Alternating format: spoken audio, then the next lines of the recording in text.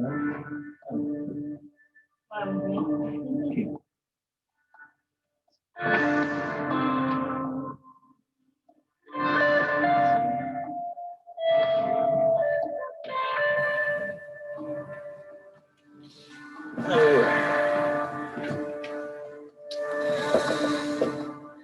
evening, folks.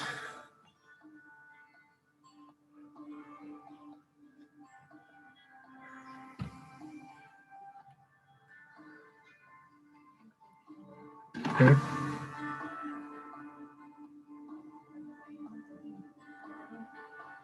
Yeah, can you hear me?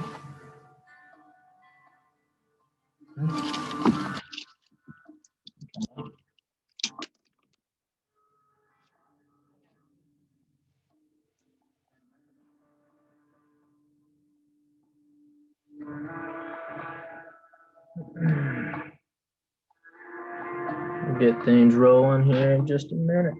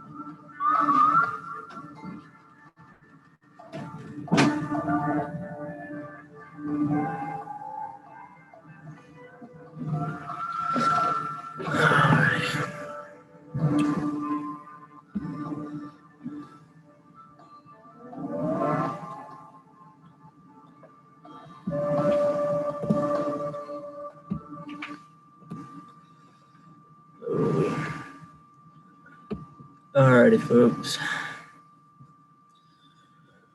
Gonna be discussing some kind of out there things today.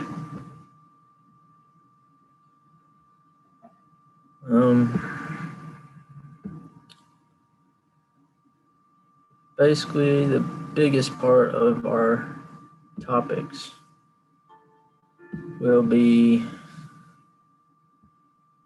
how we can actually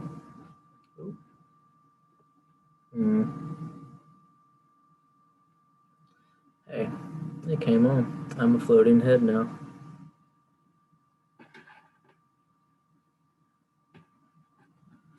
Let's see.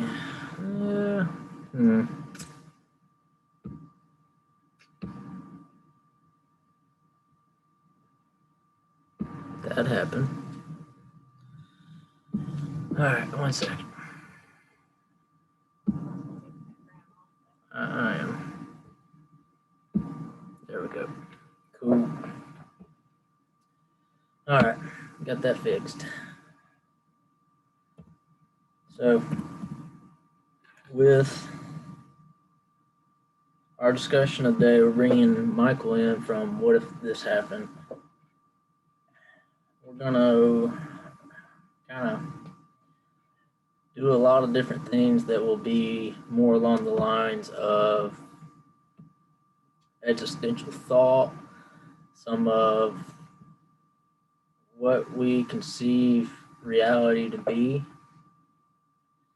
what's happening that we can actually visualize today, and with society as a whole, the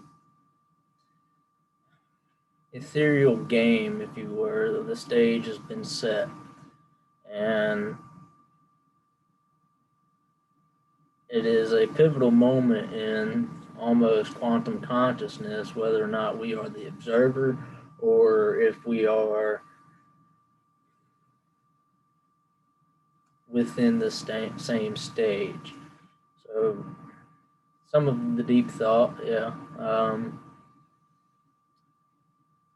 Another thing is just bringing Michael in and seeing his whole point of view of this spiritual connection and spiritual battlefield in which we find ourselves.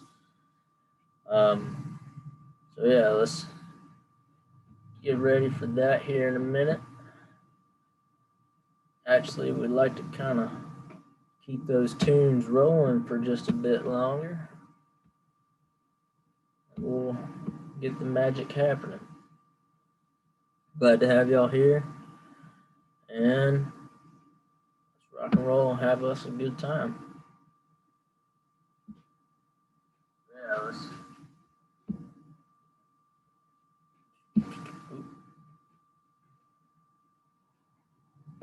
There we go.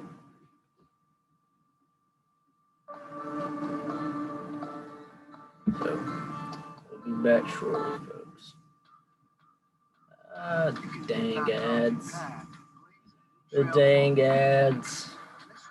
We'll be back on in just a minute. Hang out. Let's get the chat rolling and listen to some good tunes.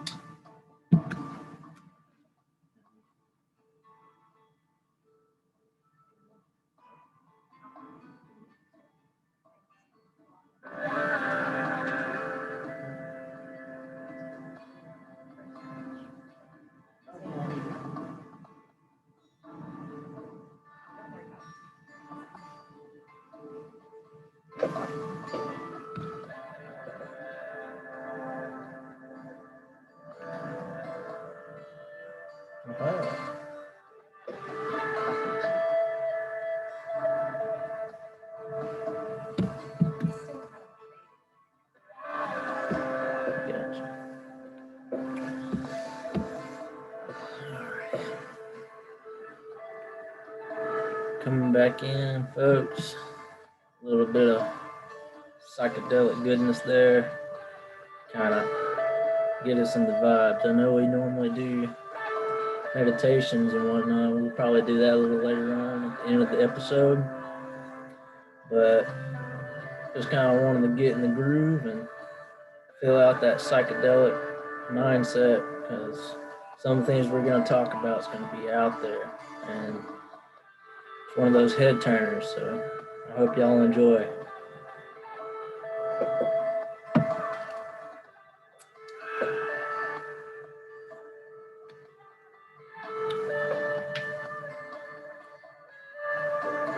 Got my good drink and my coffee.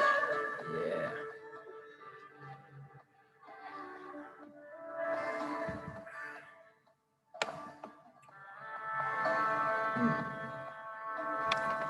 Trying to get this situated.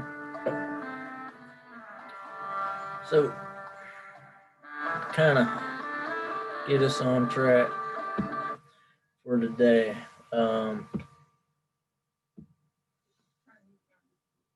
We are going to look into parallels and the reality within each. Like, kind of give a little quick overview. When we talk about dimensions, like, think of it as a single dimension would be like a straight line, right? Like up and down straight line. Well, the second dimension would be a cross section of that. It would be at right angles to one another. And when you have this aspect of it, you kind of catty corner it, and that would give you the perception of that third dimension. So, in this perspective, we are assuming that extra backdrop, which would make it 3D. And how we consider the fourth dimension is the time. So the first and second dimensions are the basic shapes and the angles that are made within. The third is a perceived shadow of that, or the perceived backside. Whereas the fourth is kind of what envelops each aspect of those the same. When we look at it in like a physics term, the third dimension would be the space in which those lines occupy. And the fourth would be the curve of the space, I would say. Now, without getting too deep into a whole bunch of different theories, for right now, anyways, you have this idea within quantum theory of physics. We have endless amounts of curvature and endless amounts of right angles intercepting one another.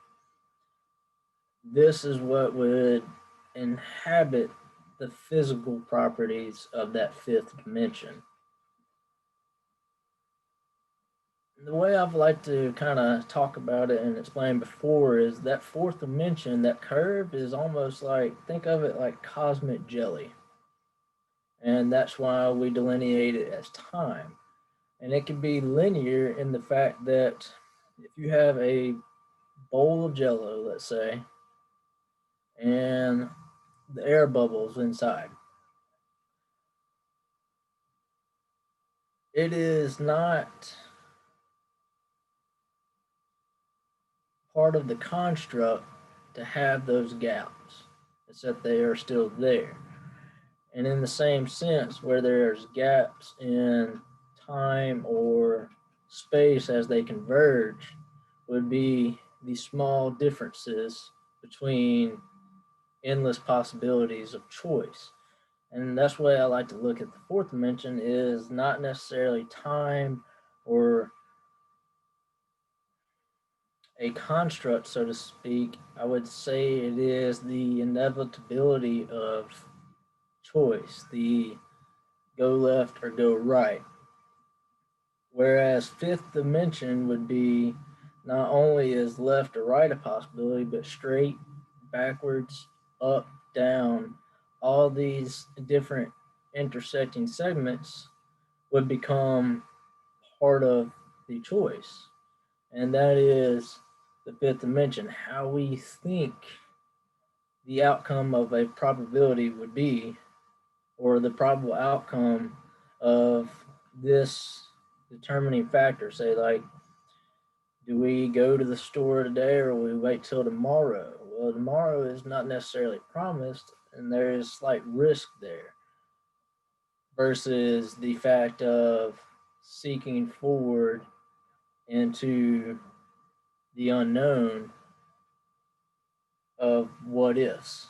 And that's kind of like today we are constantly stringent the what if possibilities when we look at anything within our reality today, because almost reality has been given back to us at our fingertips. And what I mean by that is we're able to shift, control, and manipulate our world so technologically that it has almost in itself caused a feedback loop in where we're going to continue this cycle. Michael's getting in now. What's going on, brother? You in? What's up, brother? How are you? I'm good, man. Can you hear me? Yeah, loud and clear. How about me? Awesome. Yeah, I can hear you good, man. Good, Are we good. live? We are live, man. I've had it All going. right. Nice, man. Psychedelic tunes, kind of start things off with, Nice. and then I Nice. was just kind of giving an overview, a little bit of what we were talking about the other Okay. day, and how it pertains to now. Like, Oh, I was just kind of looking at talking about things from like the physics world and also further into like the quantum world. yeah. Hey, The give me 1 sec. aspect I'm of, gonna go turn this light off real quick. I'm sorry, I guys. got you, no problem.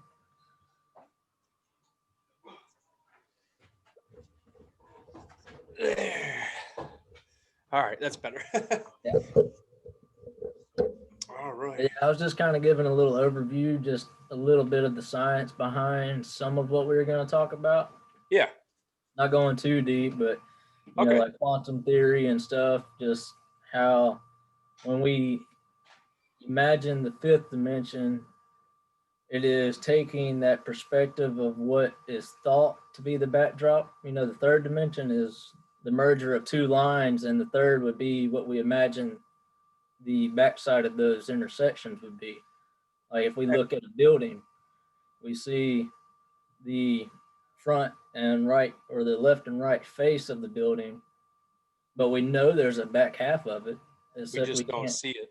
Right. So that lets us imagine a third dimension.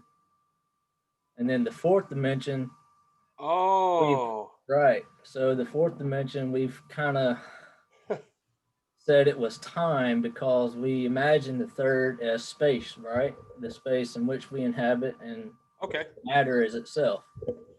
Yeah. Okay. Yep.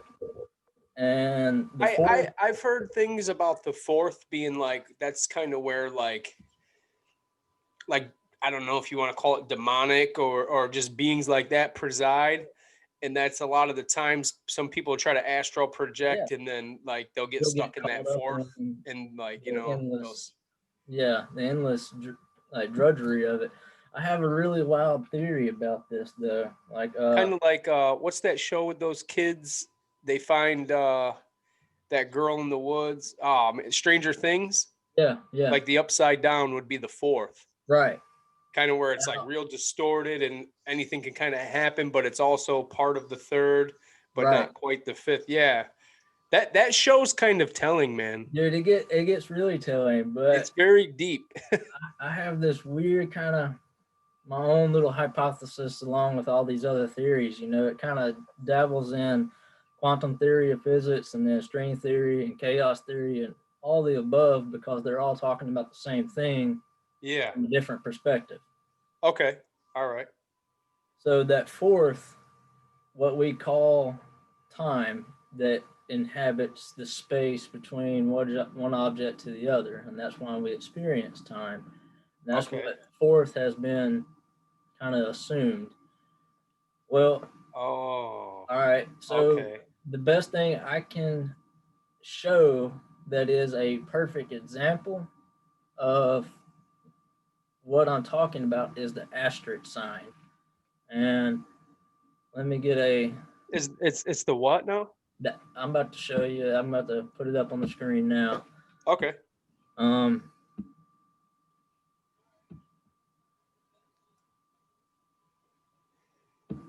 so here with all of this, snap.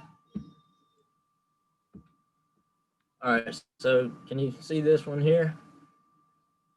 Yeah. Oh. All right, that's all right. So just think of the normal cross there. Okay. Yeah. That's one dimension and two dimensions, right? Okay. The third would be a separate parallel, but also to the right angles of the first point, right? Oh. Okay. Here's the fourth. Now, imagine turning this sideways and pulling from the middle towards yourself. But if Okay. you pull, it also pushes away. Like each, say, our reality is basically centered here in the point. Okay. Each dimension has a mirror drop, basically. So, like, if you go right, well, there was a left path, correct? Right. So that left path is just as real as taking the right path, even though we're only observing the choice that we made. So that would Okay. be what I consider the fourth dimension. It is the repercussions of choice. So if we choose left, Okay. well, right is happening just the same, but we are only observing the left. Oh, okay. All right. Yeah. All right. Yeah, So that's why that makes people, sense, man. and when we look at choice, what are we really choosing? What we're going to do or the lesser of the consequences between the two options? Okay. All right. When Yep. I look at that a little bit different, I get to the fifth dimension because endless possibilities from individual choices, right? Yeah. So, have you ever seen the movie Mr. Nobody? Um when was it made? Uh, shoot. Hold on. I gotta look it up. I had it pulled up earlier, but all right, it's a 2009 film, and I think it's Jared Leto is like the main guy, and Okay. essentially what it is the matter of choice and how it leads to life, and it's basically meaning no matter what we do choose, the direct opposite or the direct inverse is just as real. Kind of like Okay. Cloud Atlas, how things are in that weird cycle. You know what I mean? Okay. Are you Are you following? okay. So this is that it behind, or are you just explaining it to me? I'm just kind of explaining a little bit of what I think in the regards of That movie where we itself? are in these Oh, dimensional thoughts, you know? all right. Sorry, I'm sorry, man. I'm trying to put a post up on my channel Oh for no, you people to come good. over and watch our podcast. You good. You good. yeah, I'm mainly kind of finishing the explanation I was giving to the crowd a little bit too. Okay. Um, so with that fourth dimension being what we consider time is really being the choice. Okay. So one choice does not necessarily rule out the other in that Right. kind of consistency where we have the left or right path. Well, there's innumerable amount of paths, right? There's a forward, there's a backwards, there's a up, there's a down, left, right. And that's what I'm getting to, that little asterisk symbol. Okay. It's basically two-dimensional objects stacked on top of each other, but that's a 2D because it's flat. Right. That's a representation of what we could imagine 5D. And Oh, okay. Okay. Okay. Okay. because 5D from a single point is all of those possibilities at once, Right. where they Being able, converge yeah. and also where they separate. Right. Being able to perceive it all at one time. Right. Okay. So basically, 5D would be our thoughts. Oh, okay. Right. Because That we makes can sense. imagine or we can think of what would be the perceived outcome for this choice, that choice. And I mean, we can let that thought go on for as long as we wish or as long as it can sustain itself, right?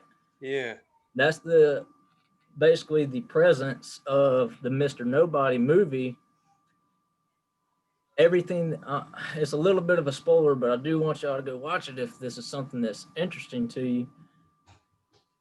It's a traumatic point in the boy's life that makes him basically think his life over and to the end of fruition. And that's what the whole movie is, basically the entire train of his thought to the end.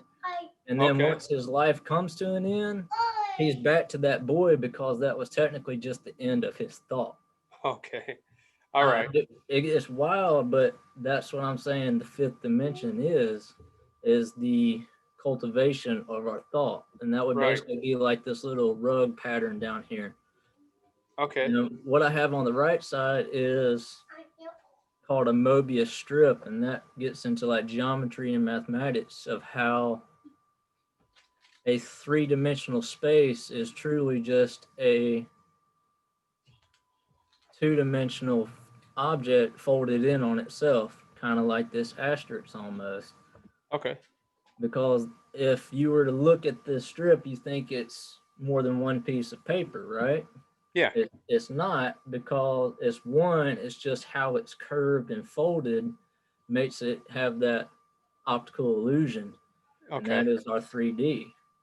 Oh, okay. All right. All right. Yeah. All right. So That's funny. It's funny that it's an illusion and that it's 3D. So it kind of makes right. it kind of goes along with kind of what I try to tell people is like our reality has pretty much been hijacked. It's an Right. illusion. It's an Right. illusion, and we're It's kind of just stuck here for right now until we can all kind of ascend. And what these beings, these fallen angels, or the ones that were cast out, or the watchers, or the archons, or whatever anybody wants to call them, they've been cast here because their punishment was to live in a three-dimensional world, like, and that's right. why they say hell on earth. Yep. So they know that we have the ability to ascend, and what they do is they put all this stuff in our way to distract us, to do this, to do that, because they don't want us to ascend. Because it, and that kind of goes along with the Enlil and Enki story from the Yes. Anunnaki. Enki, or no, Enlil hated humans Right. And he was because the he knew they had the domineering ability angel. to become, yeah.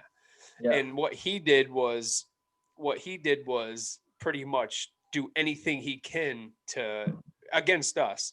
Right. Enki, which was, I guess, he saw over all the water, but he loved humans. He had a love for them, and I don't know, and he wanted to help us ascend. But then there's the whole, like, and then you look at like old Greek mythology, Mm-hmm. and there was the one god, and Zeus told him, no, you can't help the humans, like, let them. But they were mad at it. It's all the same story, man. If It you really is. look into it, It's It is the same story. the only people who I've looked into that had a different story altogether is the Nordic tribes. Hmm. They had such a different way of looking at it, but and then they talked about like the 9 different realms and all that. So And it was the tree of Yggdrasil, the yeah, world tree, that yeah, connected them all. that connected them all, right? That And was ancient Earth. And to them, Midgar was a floating realm that was like a disc, that was a and it had disc, pillars and that then they reached had into the the deep. Midgard And serpent, was what held it which together. and kept us in. Right. You And see what I'm what's saying? From open us, now, it's iced over right? And as that's what I try to Antarctica. tell. That's what I try to tell everybody. And then you got, and then you know you got a lot of leaders of the Catholic faith, and you got a lot of leaders in the Christian faith that go around and say, "Don't believe any of this New Age stuff." It's not New Age. Christianity is New Age Yeah. in that sense because all those are ancient. Yes, And that's what I've been telling people. They're like, yeah, "Oh, man. this And then New Age stuff, don't believe it, or it's all satanic." I'm like, "It's not New Age. It's just coming to the realization of old knowledge." it's That, ancient yes, knowledge, dude, from yes, way back. Christianity is the new way. It's funny that they project, kind of like Biden and that's them are oh projecting. yeah. Oh, he won't leave the White House. He's not going to accept the election. No, you're projecting because you're not going to accept the election. Well, here's a crazy tangent with that. Yeah. All right, so Trump beat in the fact that there was fraud going on with the last election, right? Mm-hmm. And it was proven there was fraud, but it was never actually kind of brought out and just said, yeah, there's fraud. It's not until now that we've had fraud. And then even though it's now known, it's more so like brushed over as nonchalant because it's already in the past. But Right. it's happening again right now. And what the big fraud's going to be is that, of course, he's going to win. And with that, so much of a landslide, they're going to be like, oh, it had to be fraud. He accused us of Yeah. fraud. So now That's he's doing fraud to get himself out of it. that's exactly what Logan was saying. He is like Yes. he's like he's going to win, but the mainstream media they're either going to push that Russia helped in the elections, meddled, or they're going to say Push the something was same wrong with the story just in Pope a mirror when he version. really won. Mm-hmm. And dude, they're going to try to stage a real coup. We're about to witness something that only happened in like the 1700s. Yeah. Like they're really going to do all they can to try to make that happen, man. And it's going to be a dangerous time for people because they've brainwashed Oh yeah. all these people that are in the streets rioting. That that That's all a catalyst for what's yeah. about to come. Oh yes. And the bad thing is, like you've said before, when that, I'm not gonna say all powerful or anything like that, when that extra show of force comes in that is distant from each opposing side of what we have right now, Hmm. because there's a clear division going on. And that, I mean, that's straight like Sun Tzu. That's art of war. How do you bring down a nation? You divide it and pick a side. Yeah, Now, for sure, dude. here's the difference. There's going to be an unknown third party force that approaches in the guise of peace and stability. Well, Okay. one of the two opposing sides will be tired enough of the opposition to side with the third party. And then it will no longer be a fight. It will just be a wave crashing against the rocks, as it were, you know. So, Absolutely. and that's what's going to be the scary factor. That's going to be that's that new intersection of, instead of looking left or right, well, that's going to be the up, and you have to either decide to keep going up or fall down. But here's where the fifth dimensional piece kind of relies. All of those things are already happening, and all of those things are just as real as this moment right now. So it's not a matter of what if's going to happen or what will happen. It's happening, and it's Yeah. how you move forward in which direction from this point.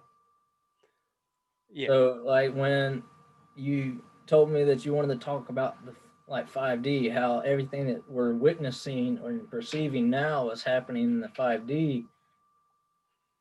I really think we are the 5D, and what we're perceiving is what we would like to imagine as lower dimensions. And what I mean by that is like Oh, you you think ever that's how they hijacked our reality?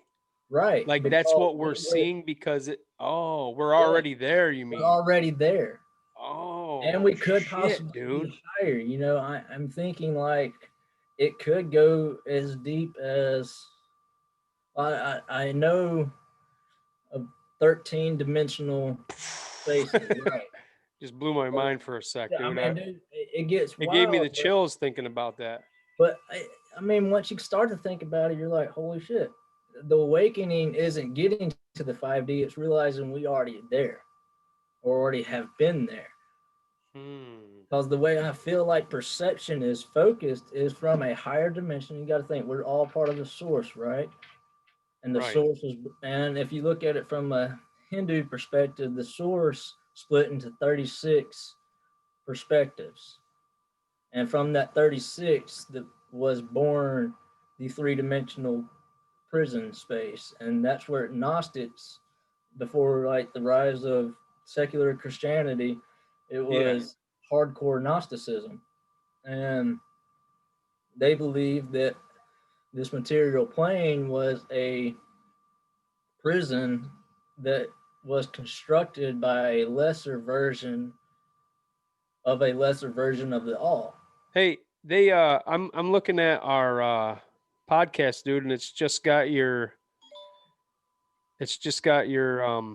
name. Oh, there it is. Oh no, now you're back.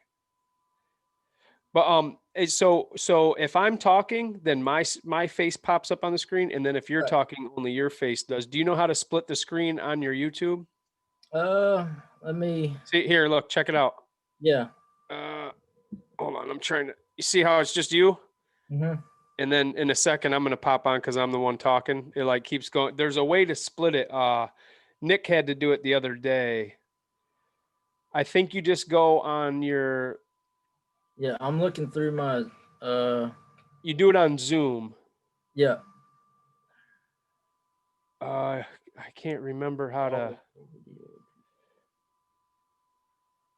See if you could see what speaker view does. I don't wait, hold on. I'm gonna hit that and see what happens, and then I can go back. No, no, that just that you're the speaker, so it gives me a full view of you. And then I can go back to gallery view. Okay. Mm-mm. Huh. Nope. Nope. Nope. I'm getting there. Let's see.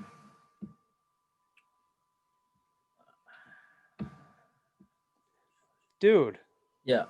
it unsubscribed me from your channel. Hold on a second. I'm on as me. Mm. Hold on. I'm gonna push subscribe.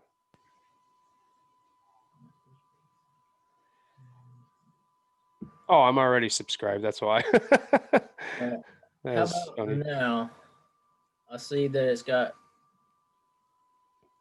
both of us on my screen, but Yeah, it's got both of us on my screen too. Hold on, let me see if I can figure it out. You go up to you got speaker view, then gallery review. Um,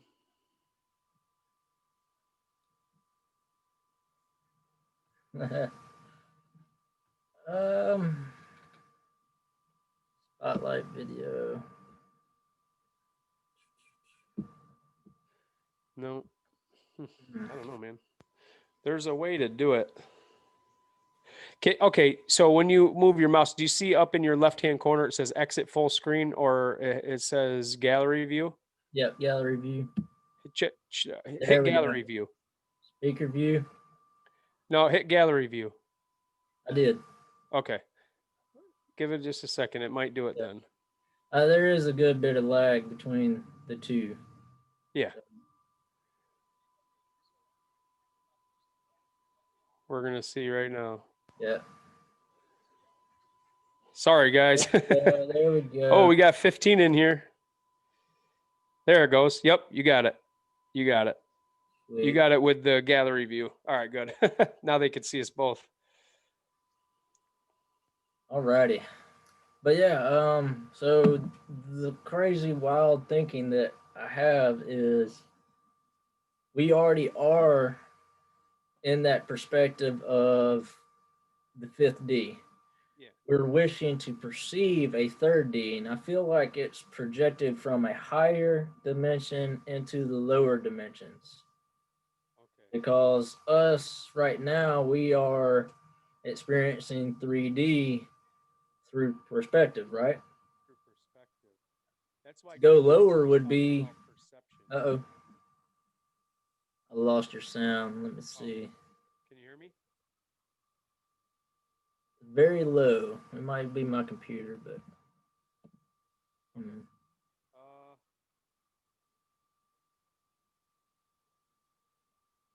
Yeah, everyone there. Can you guys hear us? I can hear. Actually, yeah, I can hear fine on the. Hold on, let me turn this up.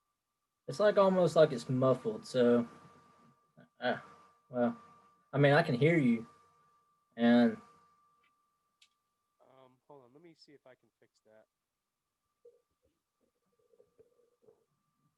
Can you hear me better now? the what? Is that a little better? No, it's. Still the same? Excuse the dilemmas, folks. Yeah, sorry about that. We're getting it fixed. Yeah, it's just you now. It's like you're muffled almost. All right, hold on. Is that any better? Boom. That's better? Yeah. All right, cool. All right. All right. Sorry about that. So when we hear these ancient stories about the archons and how basically they used our DNA right. to hijack our reality, like our DNA is almost like a receptor to these waves. Do you think that when we dream, we're kind of going back to where we are originally kind of from, but it's like kind of skewed because the memory of that is just kind of far in the past, and we've been doing this for so long that like dreams have something to do with it. I know that. And I know, like, if you ever watch that movie The Cell, that one guy, he can control what he does in his dreams, you know what I'm saying? So he's like the master there. That's why he always wants to be asleep. Mm-hmm. So I wonder if kind of that has something to do with it. But that us already being there and we're just perceiving this human experience is something I've never thought about, man. And I think that like there's some people that are in power that ultimately know that. You know what I mean? Yeah. And they kind of like I feel like we've been part of keeping us well, yeah, I would definitely agree with that in a way that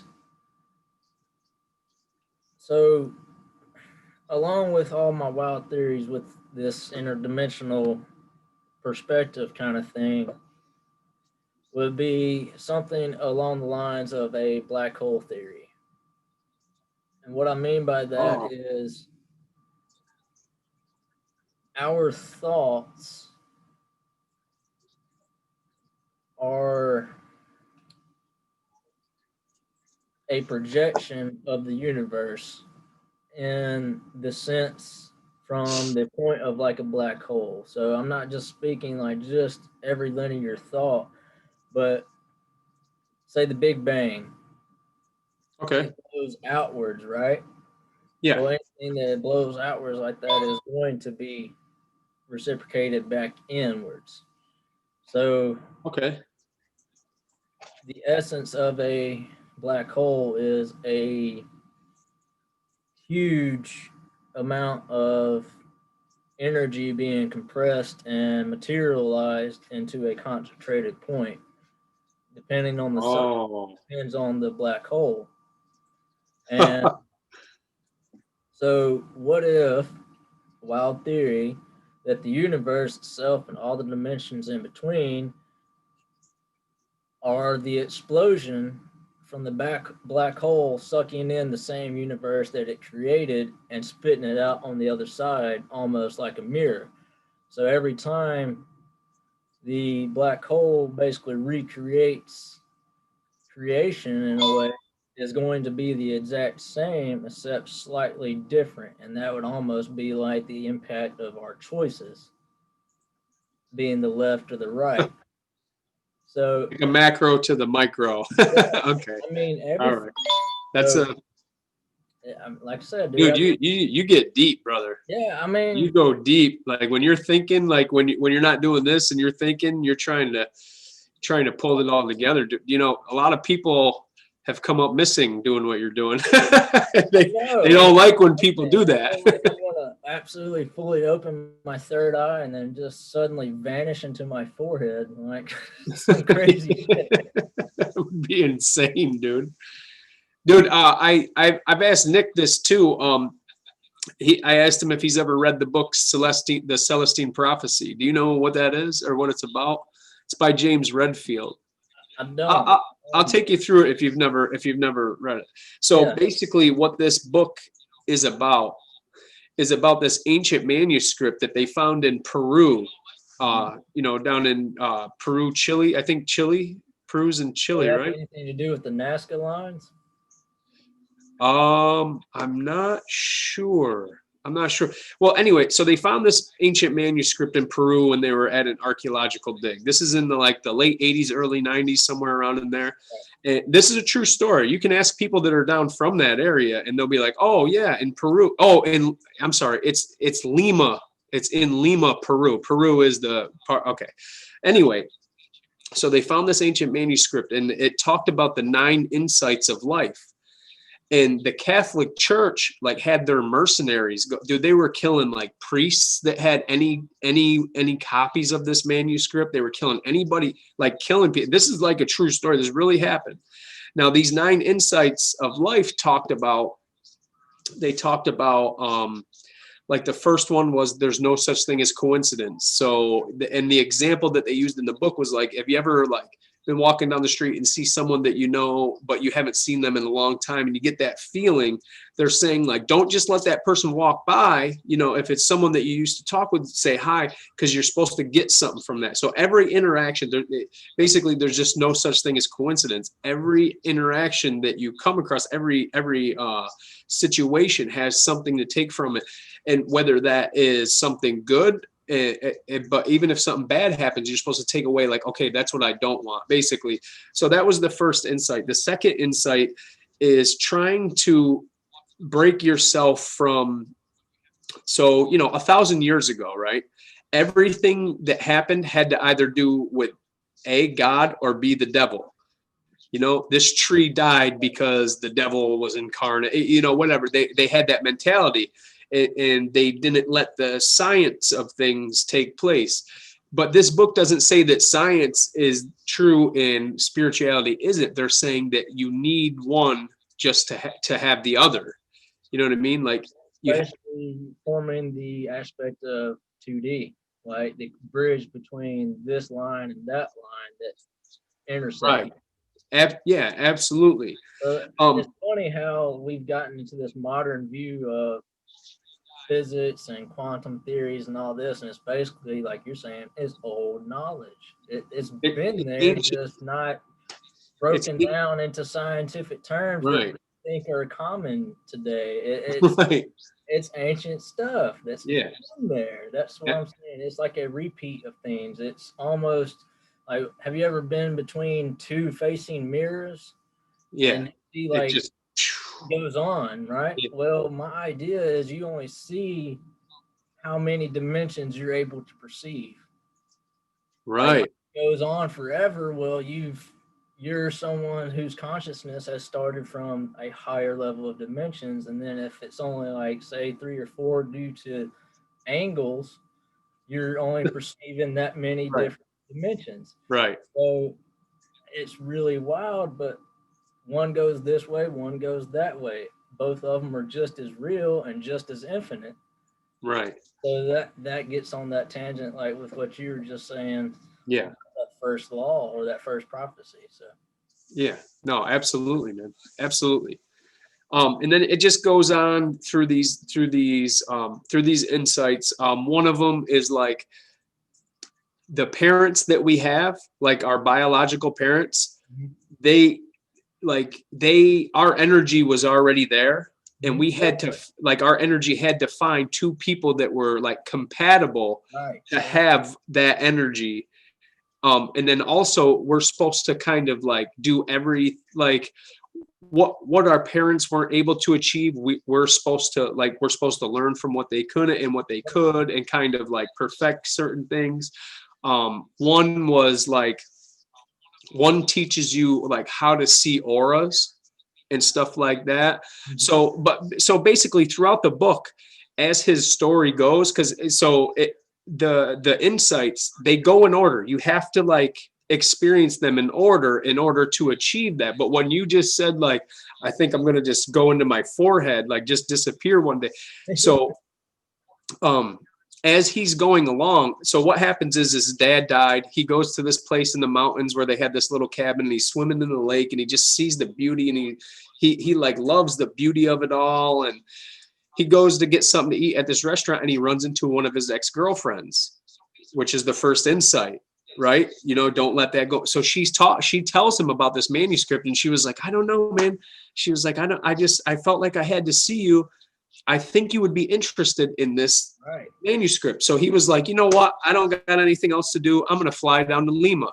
On the plane, he learns about the second insight. And as he keeps going, he keeps meeting people. He meets this girl named Marjorie, who was like, You're huh?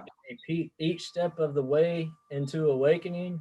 You're Yeah, getting a piece of information that tells you dude. you're already there. Dude. And then, so when they get to like 7, 8, and 9, right? So basically, it tells you like when you're around like-minded individuals, Oh yeah, you'll get to the point where like if there's a group of you, we'll man. start finishing each other's sentences because we already know that energy's there, and that energy gets so high that our vibration gets so high. Dude, at one point in this book, now he's claiming this is a true story. He said that it was him, Marjorie, and these two other people, but they knew what the first 7 or 8 insights were. And they started talking in that circle, and the energy just got so high, their vibration got so high that they, like the people that were hunting them, they Yeah, were right in front of them, but they couldn't see them. Their energy, their vibration was so high that they ascended to this like invisible realm. But they were invisible, but they could see everything that was going on around them. And then after everything was all said and done, because the Catholic Church sent these mercenaries out, and there were soldiers in the streets, he was like, I just had to get out of there. I don't know what happened to Marjorie. It started to become like, he was like, did I imagine some of this stuff? right. It wears off. You have It that. wore off for them. What if this was reality, or is this just so one of those things? I saw a post. It was crazy. It was like when you have a highly spiritual friend and they tell you the story of enlightenment from their perspective. Yeah. Oh, hey, hold on a sec, bro. Someone said that they're hearing me echo. Do you have YouTube play in the background? No, I muted mine. I was going to ask you to look at yours. It might just be because of the way I got my microphone. Hold on. I'm gonna change my mic over. Well, I'll turn my volume down a bit. But yeah, so spiritual enlightenment, like a story of it to someone who is uninitiated to spiritual means, would sound like the story of incessant insanity. So when you ask that same person, once you've reached enlightenment, was that true enlightenment, or was that just a break in mentality leading you to an insane notion? You'll never have an answer for that. So I can't hear you at all now. Uh-oh. Uh-oh. Sorry, folks. Sorry about that. Oh, no, you good. Can you hear me now? Yeah, well, it's muffled again. Is it? Yep. For a split second, whatever you did right at first, it got you back on. How's that? A little muffled still.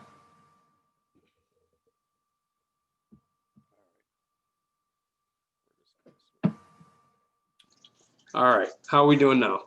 Good. That's good? All right. All right. I hope that's better, guys. Okay. You can't have a good show without some kind of technical difficulties. Yeah, I know, right? I know. So let's just say, for the sake of saying it, that what's happening in this three-dimensional perception that we have, right? Right. Is like, okay, so I know that like these like people who believe in like the satanic stuff and do the pentagram and all this stuff, I know for a fact that the Catholic Church stole ancient knowledge as they went along through their crusades and telling people like, oh, you don't believe in Jesus? Well, here, let us burn half your village. Oh, now you do? Oh, okay. They were savage. Yeah, dude, they forced Christianity people into believing it.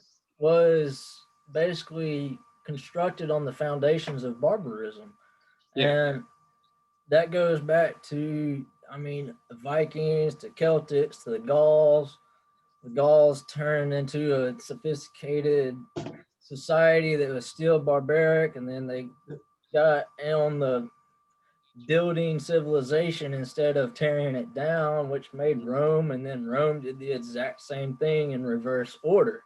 Just keeps And it's like this weird cycle. That's what I'm saying. An implosion event with the black hole theory. It will blow out into this until it meets fruition, and it sucks it back in and blows out the back half. Yeah, dude. And it's a vicious cycle. It is. I think until like the whole world can just collectively accept that we just don't need all of this crap. Right. That's when it'll be like the perception of the third dimension. Because like Carl Sagan had this weird kind of lecture on imagining the fourth dimension. And that's why I say it's choice, because he laid things out on a two-dimensional space. And he basically was saying, like, when we look down at a piece of paper and say we draw a square on it and draw a bigger square around that one, the smaller square is in its house, and it sees the house as four walls and an opening. We see it as lines drawn on a piece of paper. Right. So a higher dimensional being would seek to lessen its identity, I would say, lessen its reality, so it would perceive the thoughts of a two-dimensional space. Okay. But the two-dimensional square would not be able to hear that three-dimensional being. So it would sound like this inner voice. And then being almost accosted, being a third-dimensional higher being, is like, whoa, you think I'm a voice inside your head would actually appear in the two-dimensional space. And it would send it would be that cognitive dissonance that you see how where I'm going with this. This cognitive dissonance. It's everything that's happening we're is already happening up there, coming back down to here. Right. So that's where I'm getting with the whole idea of the time and space being choice. He makes a cube, and we can look at a cube in a three-dimensional space. We can create something like this cup here. It's three-dimensional. It's a cylinder. So he said we cannot physically see a tesseract, which is the cube. Yeah, well, yeah, it's the fourth dimensional cube. Yeah. In a physical state, but we cannot physically see it. Right. However, we can see its shadow. Oh. Okay. And when he shows a shadow of it, it's basically two squares that are mirroring each other. And that's why I say choice and time is our fourth dimension Okay. because it is those two squares that mirror each other. That's how we perceive it from a third dimension Okay. because we can't physically see it. Yeah. But all the endless possibilities of those choices would be the fifth dimension. Okay. And Okay. that's where thought is provoked. Okay.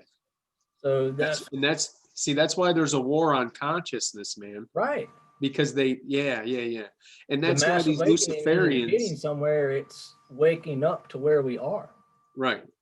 And these people that worship Lucifer and do all that stuff, they'll take terms like as above, so below. So when Right. people hear that, they're like, no, I have to stay away from that. But Right. what we're talking about is as there, so here. So here, yeah, just It's all the different same. Like perspective. everything that's happening here is happening there too, just on a different level, Yeah, obviously, that we it's can't on a see. different scale, or it's Yeah, on from a different perspective. right. Like I was That's saying, why you that's look why at a they take all building, these things and like Save the Children, like right? the Gates Foundation. They took that and made it into a charity, and we already know that the money's not going to no victims of. They take things and they invert them and they Yes, pervert them and they it's make them it's horrible, dude. And it's the then mirror so aspect. so what? Yeah, that's what I mean. The mirror thing, dude. It's like that could be your choice that way or this way. Like I'm trying to take that as to what you're saying. So, and Mhm. they know that, and what they're doing when they do that is they're keeping people away from those things, because now people hear them, they're like, oh no, it's bad because they did it, so now they don't want to go near it. Well, they're going to take everything, Mhm. and then you're going to see it over there and you're like, oh, I just don't want and then you're not going to make a choice. You just have And to do it then and go with it, man. If they what want to that leads us pervert it and to stuff, that's is a okay. utopian style collective. Right. Like Right, that gets me on my whole tangent with the predictive programming of mass media. dude. So if you look at a movie, the Right. first two scenes will be reality as it is perpetuated now. Right. The next two scenes will be an indication of what was before now. And the next 3 to 5 scenes will be the lead up to how we got to here. And Right. then it will be that climactic point in the like the first quarter, the first third of the movie. There's more than one climax into a well-developed story. So the first one is the realization of transitioning into now and what we perceive the future of now to be. And then it works into bridging the future and how it prove or how the future proves past, and then making the now become that supposed future, and that would be the end of the movie, like the hero saves the day, right? Mhm. Well, that gets me on numbers and stuff too. Seven deadly sins. Seven's a huge number in Seven. spiritualism, but it's also a huge number in the lesser form of spiritualism, being like the seven deadly sins. And the way it is, like I wrote like a little thing, is almost like a poem, like the dragon of wrath Okay. would be Lucifer, right? The fall. Okay. So wrath is what decimates reality. Okay. And then you have glutton and envy that wish to have more than what you have and envy what others have more than you. Right. And then it leads into uh, apathy, the inability to strive for those things and just being lazy and apathetic and and that leads to a massive hypocrisy. So we're kind of seeing that now. Right. And then you have greed is pushed forth, and that's all these riots and all these lootings and stuff. The greed for all those things that we were Right. too apathetic to go for is now within our grasp, so greed will take over. Right.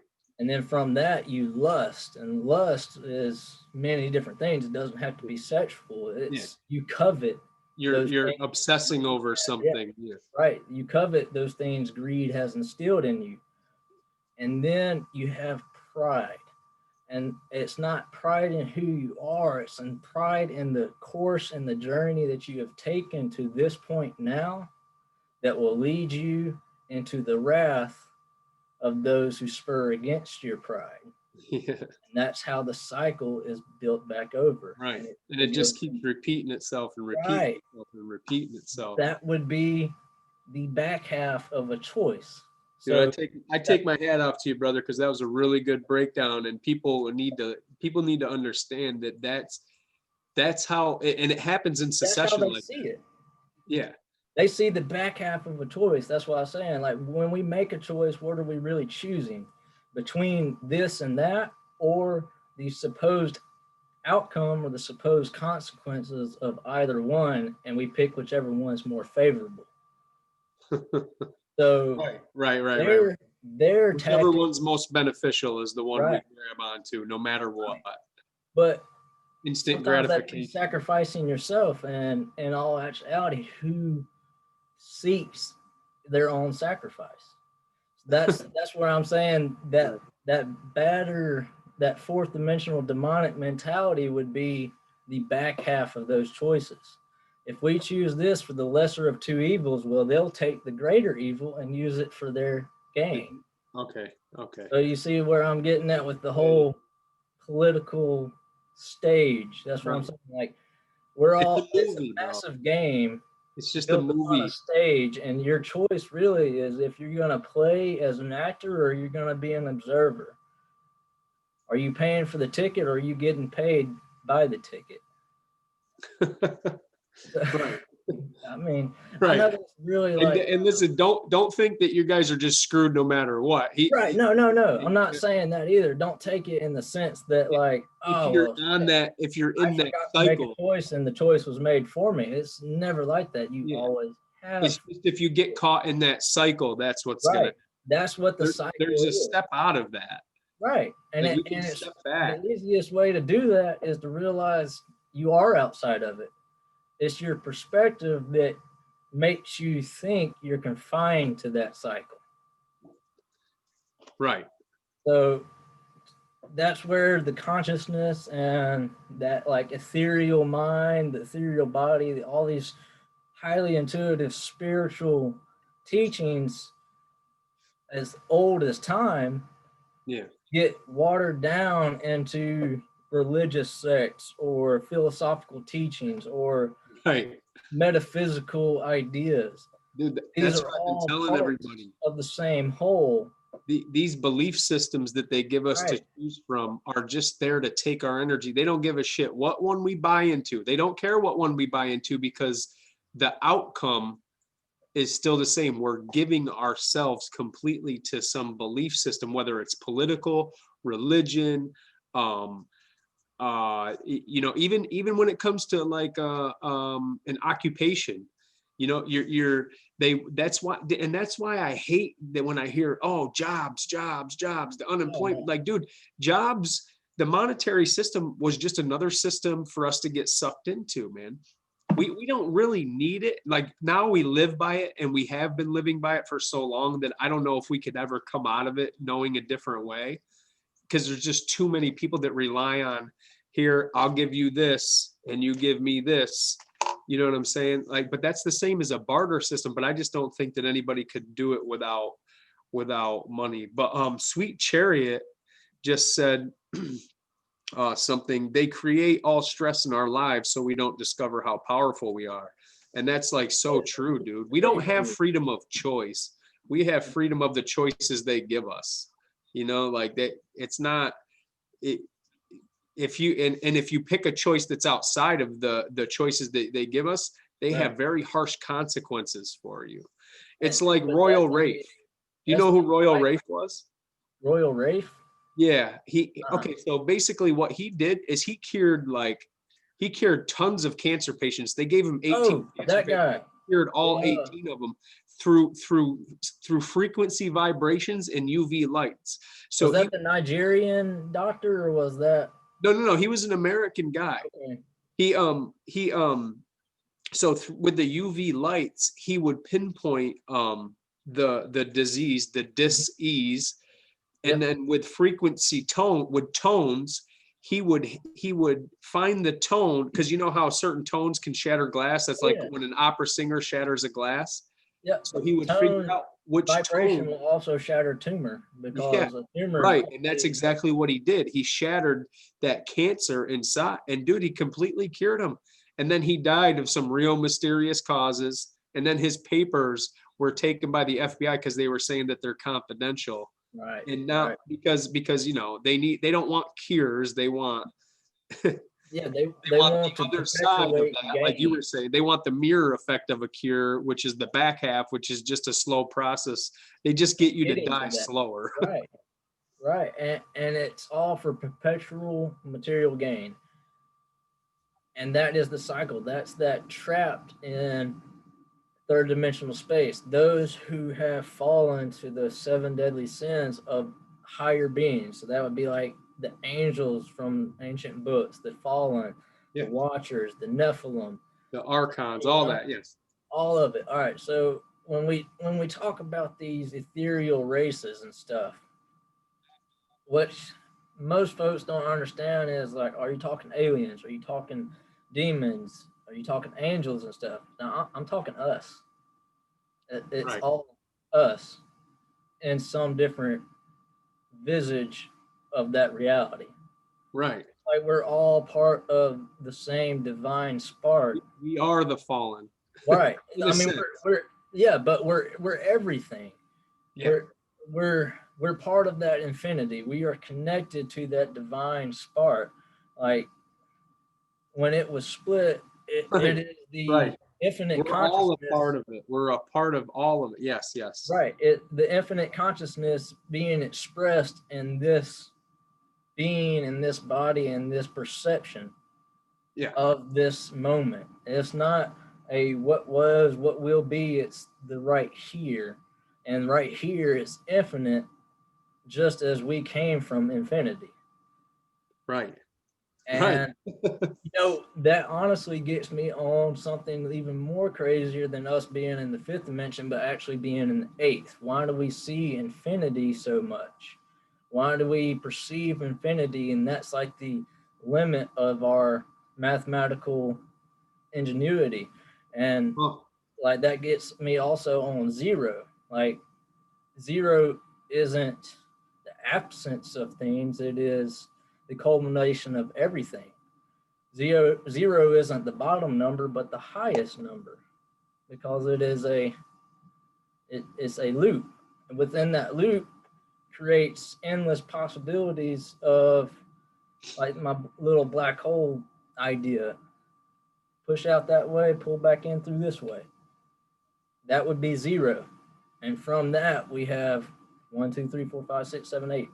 so And zero's the starting point, basically. right, right. So it's And not the endpoint. nothing. Actually, zero is more everything than nothing. Right. That's You have exactly to, right. It is everything in the guise of nothing. right, Just like we are everything in the guise of this thing. right. Right. For now, For now, until what comes next. right. And And that is infinitely possible, just as this moment is infinitely past. right. You can take that. You can take that and put it to anything. Like you can either go positive or Right. negative, heaven, hell, Right. seven deadly Right. sins. Yeah, yeah, yeah, yeah, yeah. And Yeah, there's an very good, infinite dude. amount of positives and there's an infinite amount of negatives, but they You're, all come back to you zero. can save your money or you can Oh, spend it and borrow money. You're gonna get in the negative or you're gonna get in the positive.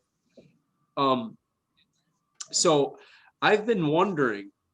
why they went from like when one of your members of your community died back in ancient times, they would put you on a pyre and burn you so you could be released. And then they went to burying us, which makes me wonder, like, are they trapping?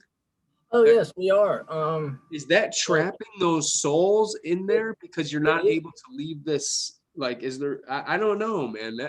It is, There's and that something to do with burial grounds, man. there's a whole crazy tangent there. Are you trapping the spiritual energies and the ethereal energies? I think so, man. All right, here's a whole new quantum idea of possibilities and where we are in the universe. We're just the helium in balloons. What I mean by that is when your body decays, it creates methane, but the other chemical that splits off from methane is helium. Oh, And helium is produced in those celebration type situations. Like you got to think birthday parties or um, city fairs, state fairs, all that stuff. All of the balloons that you see are filled with helium, right? right. That came from decayed corpses seeping up through the earth. So crazy wild theory, just like I mean, this gets That's weird, kind of but scary. we're the helium within a balloon, and it's trapped, and that would be the third dimension. Would be the balloon itself until Right. it gets into higher reaches of space and finally does pop and releases that energy, Right. which would be the Big Bang, restarting everything. Right.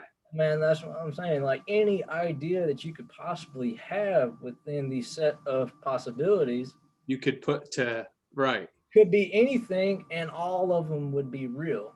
Right. That in itself is essentially the perspective of the fifth dimension. Infinite. All Okay. possibilities Okay. as Okay. one and one as all. Nice, dude. Yeah. Okay. You really just okay. Now I get it. Now I get Yeah. it. Now I get that infinite possibility thing. Yeah. Like if you're looking in a mirror that's and the one's Yeah. behind you, just Right. keep going on forever. In both Right. directions, but in And all directions at the same time. Like it has enough, everything. So that would be my theory of perception as we see it, right. but And not from a third dimensional aspect because we are not really looking at things from a third dimensional aspect. We're imagining the third dimension, the third dimension. choosing, or not choosing, but It's a choice, weighing. kind of, I think. We're weighing the fourth dimension while we interpret the fifth. Okay. But that also says wants me to believe that we are actually embodiments of the eighth dimension. That's why we see that toroidal energy. It makes an eight. Your aura field, it flows in like an infinity pattern. Oh. Why? So it adds up to this eight thing. And I'm going to get on a little side tangent here, but No, go ahead. those spiritual calculators of your birthday and stuff like that, numerology and everything. It tells you how many past lives you've had. Okay. All right. Well, I did one, and me and my fiance, we both did one, and we both evened up to eight. Wow. And what's crazy is we've done multiple different numerology things, and we both get the same number. Huh. So, That's like, cool, man. it is, but I'm not If you stressing take that on the like whole. I mean, I would totally believe she's my twin flame and everything, but just on physics and the quantum side of things, that almost puts me in the idea of eighth dimensional thinking. Whereas all these different right angles, which is basically the interception points of dimensions, okay. you're able to see all of it. And that would be the infinity, right? Okay. So all these infinite possibilities and across all space and all time, you're getting into a huge sphere, and that sphere itself has toroidal energy, Okay. making it this infinity loop. And that would be like the suction through the black hole thing. Right. It all connects. It all connects You can somewhere always bring along it the back to line. that. And Yeah. I know I'm talking crazy shit, but like, No, it's not crazy because when you relate it to what's happening in the world today, all right, like you you're, said, you can bring it all to that. You know you what I really mean? can. Yeah. it might be the smallest inkling of some kind of connection, but as long as it connects, that creates a new possibility, a new Yeah. perspective. And So, and there's infinite possibilities. right, right. You know, And so this, you got a lot of people who, you know, there's this huge debate about flat Earth or the heliocentric model. And David Icke actually said something really cool. Okay, so I want to talk about two things. I want to talk about this, what Max Egan said a few months ago, but he deleted the video, and I saved the video, and I how can't long is it? find it. But I'll tell you what he said in the video. So David Icke, he was asked by that guy in London Real. He's like, "Well, what do you think about this debate between flat Earth and the heliocentric model?" And he said, any holographic image has to be projected from a flat object. Right. He was like, so That would be yeah, so they're 2D projecting making this. itself 3D. Right. Right, right. And then Max Egan, he made this video. Okay, so I used to listen to Jeff Censored. And Jeff Censored, like he's one to believe that anybody that's leading right now, leaders in the world, they all got a crazy agenda against us. They all want to be tyrants, yada yada yada. And he has very, very, very good arguments. But I had to get away from that because he was just it was bringing my energy down. Because Yeah. I'm like, fuck, I'm like, damn, we're screwed. Like, dude, you make me feel like we're screwed. But once in a while, I'll listen to him because like he breaks it down to where you're like, wow, he's not, is he wrong? Is he? But Right. anyway, he In came that on, perspective, though, right, possibility is more of a conclusion than right, alternate possibilities. right. He doesn't give the alternate. But if I turn this way and start walking, that possibility Yeah, is screwed and a different conclusion can be made. So right. that's where I'm getting at with the whole Yeah. mass. No, I know that's Yeah. why I brought him up, man. So then I started thinking, well, like, no, man, because anything, there's infinite possibilities, right? Right. So he comes on a show. He's like, man, he was like, I didn't think it could ever happen, dude, but they got Max Egan. These flat earthers got Max Egan. He just came out and said the earth is flat. So I'm like, well, who's Max Egan? So I went over to the Crow House's channel, dude, and I'm telling you, with infinite possibilities, I'm gonna I'll email you the link to Please this, do. Please do. I want to check it out. but this one, it's actually called What If. Right. The video itself is What If, and he's talking about how all those old mesas, there's this theory that they could be old tree trunks. But anyway, but he goes to all of it. He goes through all the old churches just being energy centers, and now we're told that they're places of worship. But Well, I that mean, video in itself, Max Egan's very intelligent, dude. but- So it's the that flat same Earth idea. one, huh? With that same idea, a little side tangent of churches or places of worship being energy centers. Yeah, Let's look on towards the Druidic beliefs. yeah, Look at Stonehenge. right, Stonehenge is the smallest structure of its same type within the United Kingdom islands. right. Stonehenge is the one that gets the most light. Well, you look in Canterbury, it's Okay. a huge Catholic pilgrimage site. But outside of Canterbury, I believe there is a megalithic structure that is much like Stonehenge. But it But doesn't get recognized. it's built into the geography of the land. Like Oh, it's I know what you're talking about. I know what you're right. talking about. That thing is There's huge. another one somewhere else in England, and then there's an even larger than all three at the northeast section of Scotland that is out in the sea. And it connects to a small island off the northeast coast of Scotland, and that island's only a piece of that megalithic structure. Like Wow. they found it up underneath water and everything, and like it's a tourist attraction, but you have no idea what you're looking at. Right. Just like a lot of these other things, they're bigger and more monumental tourist attractions, like the St. Peter's Basilica, Canterbury, the old the old bell tower there, Yeah. um, different bridges, all these things, they're connected to natural hotspots. Natural energy hotspots. Yeah. And ancient times, those were crystalline structures. Right. Not what we consider nature now is like overgrowth and roots from trees and organic material. It was crystalline structures, which Right. in itself is compressed and concentrated organic material. Right.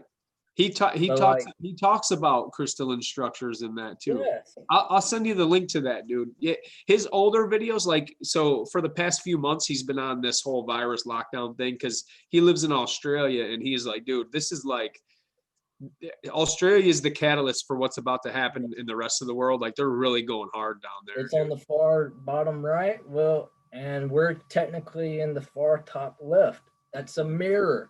It's the mirror, It's a right? mirror. It's all the same, dude. Man, See, see, it connects, man. it is. So the video he came out with about flat Earth is he was laying in bed and he had this dream of this light, and but he said it was a rectangular light. He Mhm. knew it was unnatural, and he Right. was like, I don't know why I was given this vision, but he was saying that they wanted him to come out and basically say, I saw this light, I saw this vision, because they were like, whatever sent him that was trying to get him to, because he, at the time, a lot of people were listening to what he was saying. He was like, they wanted me to come out and tell you guys I was the Messiah or something like that. He was like, but everything that vision was wrong. He was like, he was like, the flat earth thing, they're right. He was like, but the heliocentric people are also right. He's like, it's whatever you perceive it as.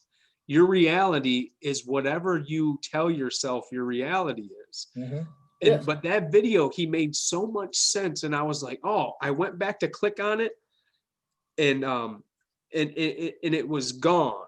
But he made a follow-up video.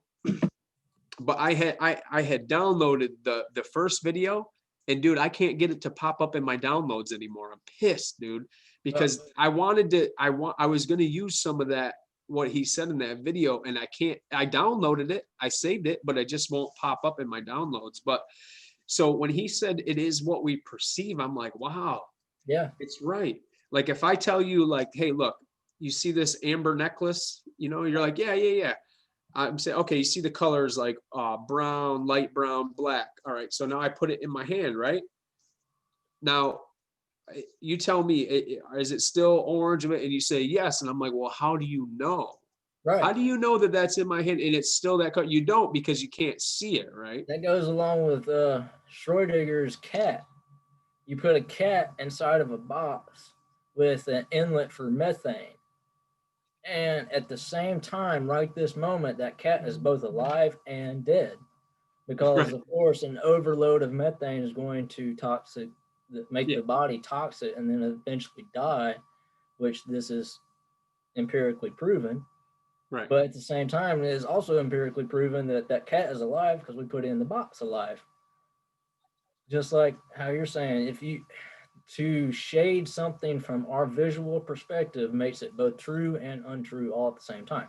Right. And Someone asked what heliocentric is.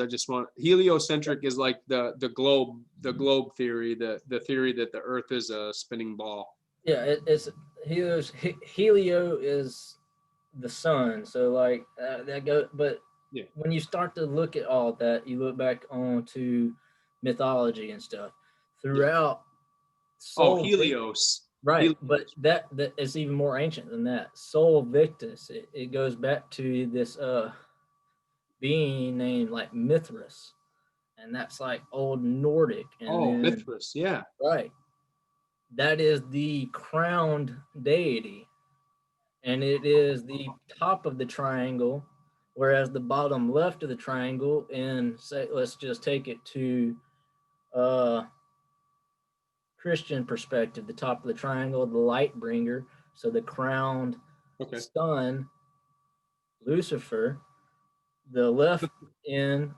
the raising of turmoil and like just bad stuff would be the Abaddon, character, and then you would have the I can't remember, but it's like this trifecta of things.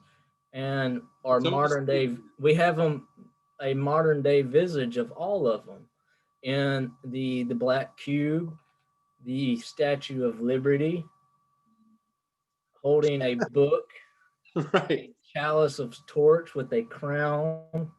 That crown is depicted in Renaissance paintings as this ethereal light from around the head. That is the crown chakra. That is That's that. the crown chakra, right? Right. But so when you start talking about chakras, you're getting into Sanskrit. That's where it comes from. That's where our English interpretation and knowledge of it comes from, is ancient knowledge. So the same the same constructs that have given ancient knowledge and like drips Right. manipulates it to a almost tidal wave proportions. If that makes Right. sense. So Like macro and micro, basically. right. So we get the micro while they utilize the macro. Right. Right. And We're always getting shit on, man. yeah, I mean, and the bad thing is that not also a perspective though? Oh yeah. Uh, Yeah. but, Maybe we got it better hey, but because we don't have to that's deal the with all whole that different crap. thing for me too. When you look into that God consciousness, that divine spark, that's a piece of everything, everyone, and all, we're doing much better than what we perceive ourselves to be. Yeah. For And sure. like, it's crazy. I cannot remember his name, but he has like this big mainstream evangelical newsroom type feel. I cannot remember his name, but he's a big um, Christian outlet for Okay. like not one of the preachers that gets up on like Sundays on the news and stuff and has their Yeah. sermons broadcast. It's a guy that brings in all kinds of different experts and they talk about the Bible and spiritual and Okay. Christianity, right? Well, he has this guy that came on and basically said he had a 7-hour chit chat with Jesus. Oh. And he basically he reiterated almost like what happened to Enoch and Elijah, that they were taken to heaven and witnessed the tears of heaven and then sent back down to the earthly plane to be evangelical of what the holier mindset and perspective is. And then after those works were completed, they were taken back and made whole of that holy perspective. Oh. So this guy, he's sitting there talking, and he's like, "What's going on now?" And he's asking Jesus, like, "Is this the end times?" And he's like, "No, I really don't know when I'm coming back. It is all in the greater scheme of things, but know that when my Father looks down on the human race and the human condition, we are better than what we think ourselves to be." Oh. Like, we've been indoctrinated to believe it, that we're that not. there's this fierce God and that we are so much inferior to this superior being who made us in the guise of perfection. But That's Satan, dude. right, That's Satan. I know, man. right, I'm telling you, that's Satan who they're that trying to is tell us is not the same one that Jesus was talking about. right, and that's the tears of heaven, like you were saying. Yeah. Hell is above us. The bottom of, or the middle of heaven, really, the second tier, there's the three tiers. Earth is at the bottom. Yeah. Right. You Right. have hell, Right. which because he was cast It goes down third, to fourth, rule and fifth. over earth. Third, Like, fourth, and fifth. right, right. Fifth is that heavenly Right. host. It is What they're not trying to fair. do is either keep us here or put us in the fourth. Right. You know what I'm saying? Or have us scared of the fourth to Have us scared of yeah, the fourth and feel like we're trapped in in the the fourth, witnessing a third, right. Well, but that's we're not true. really above all of You know, those it's because funny. we come from all. That's why they took the book of Thomas out. They They took it didn't let it out in because Jesus told because, him, Jesus man, told him, I'm God, you're that's God, and you're God. We're right. all part of it. And they didn't want that to be a part of the Bible. But they put it in there anyways. They're like, oh, we have to tell them the truth. Just like, so these weird contracts and these weird deals and things that we see happening from the media and the main source of entertainment, they pre-program, but they're also not pre-programming. They're telling you what is. They're also engineering you towards what they want for later, but they're Right, telling you what's happening right now. right. Same thing happened in the Bible. There is I want to say it might be Isaiah, but I can't just remember. I'm not really good with all my verses, but God made man so man could become God. That I know for a fact that's in there. And Yeah. It is Isaiah, that's man. the truth. It is Isaiah. Right. It is Isaiah. That's the truth. Right. But it's And masked over. everyone skips over that part. They skip over that. Even in Because I think churches. in the previous verse it's talking about how like we cast our woes out of ourselves but onto others, and it's really just a reflection of what we find lacking in ourselves. So like what we see as reality is our thoughts and our judgments, and that kind of gets me back into the fourth dimension as well. Our thoughts are the one choice and our judgments are the other choice. Now we may act on our thoughts, but we're only reflecting of our judgments. Right. Like we only judge what we judge in ourselves, and we only Absolutely. think and what we think others think of us. That's a fact. What So we like, think of ourselves, what we think of ourselves is what others do, and what we think others think is what we really think. right. Yeah, that's a fact. That's a fact, I man. mean, it's really crazy. So kind of go back over some of the chat. I saw a wild thing from Sweet Chariot. He was asking how real Star Wars was. There's a hilarious, bad lip reading. It's like a little funny Yo, dude, I thing. love bad lip reading. Oh man, me It's so too. funny. So there's one that's called "Not the Future," and it's the Star Wars song, and it's like it's not the future, but a really long, long time ago, back when there were knights fighting with sabers made of light. It's hilarious, but at the same time, that's the way I see Star Wars is ancient civilization. Yeah. It's not what we perceive. Like it looks like the future, but it's really what we used to be. Right. And now we're starting to And we progress could do into that. that same. We could use the force. I'm telling you, man, they took us away from that. Oh yeah, Wow, you're so right, dude. That's the oh yeah, past. No shit, dude. Because I know for a fact that we have the ability to do the most amazing things you can think of, and that's why they attack the pineal gland so much.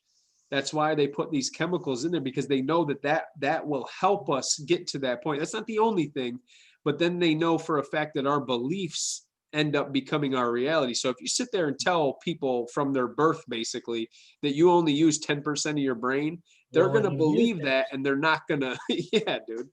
It's insane. And the same thing, if you constantly think yourself to be impoverished or Right. struggling Or or inferior living to God. paycheck, right, or living paycheck to paycheck, you're only going to keep perpetuating that Right. reality. Right. You're going to When keep that. Right. you And that goes foresee, along with manifestation. right, If but you manifestation is want, the universe is going to keep you wanting. right, You know what I'm saying? right. If you If know, then there it is, you know? when I had Gila on last week, I was talking with a buddy of mine. He was like, "Dude, I need money. I need money." I was like, "You want to need Right. money?" Right. Right. Right.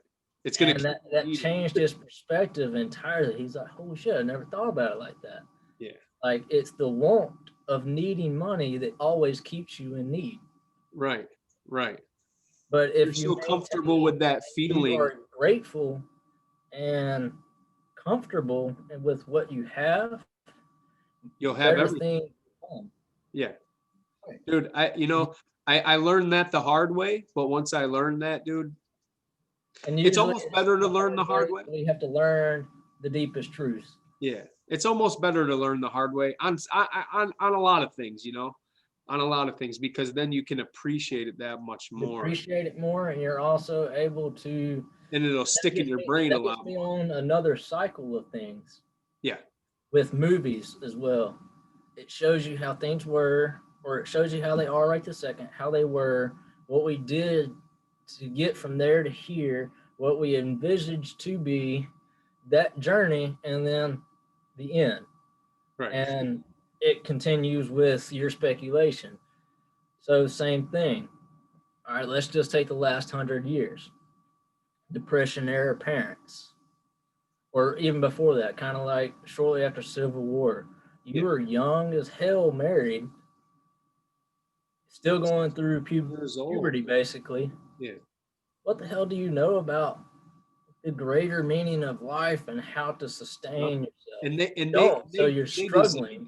They designed it that way, right? Because that took us away from that. It's a kind of that vicious cycle again, where you have this depression era parent has a child, teaches that child the struggle, and is harsh and kind of distant, because one, they are stuck in that childlike mentality from how they were raised.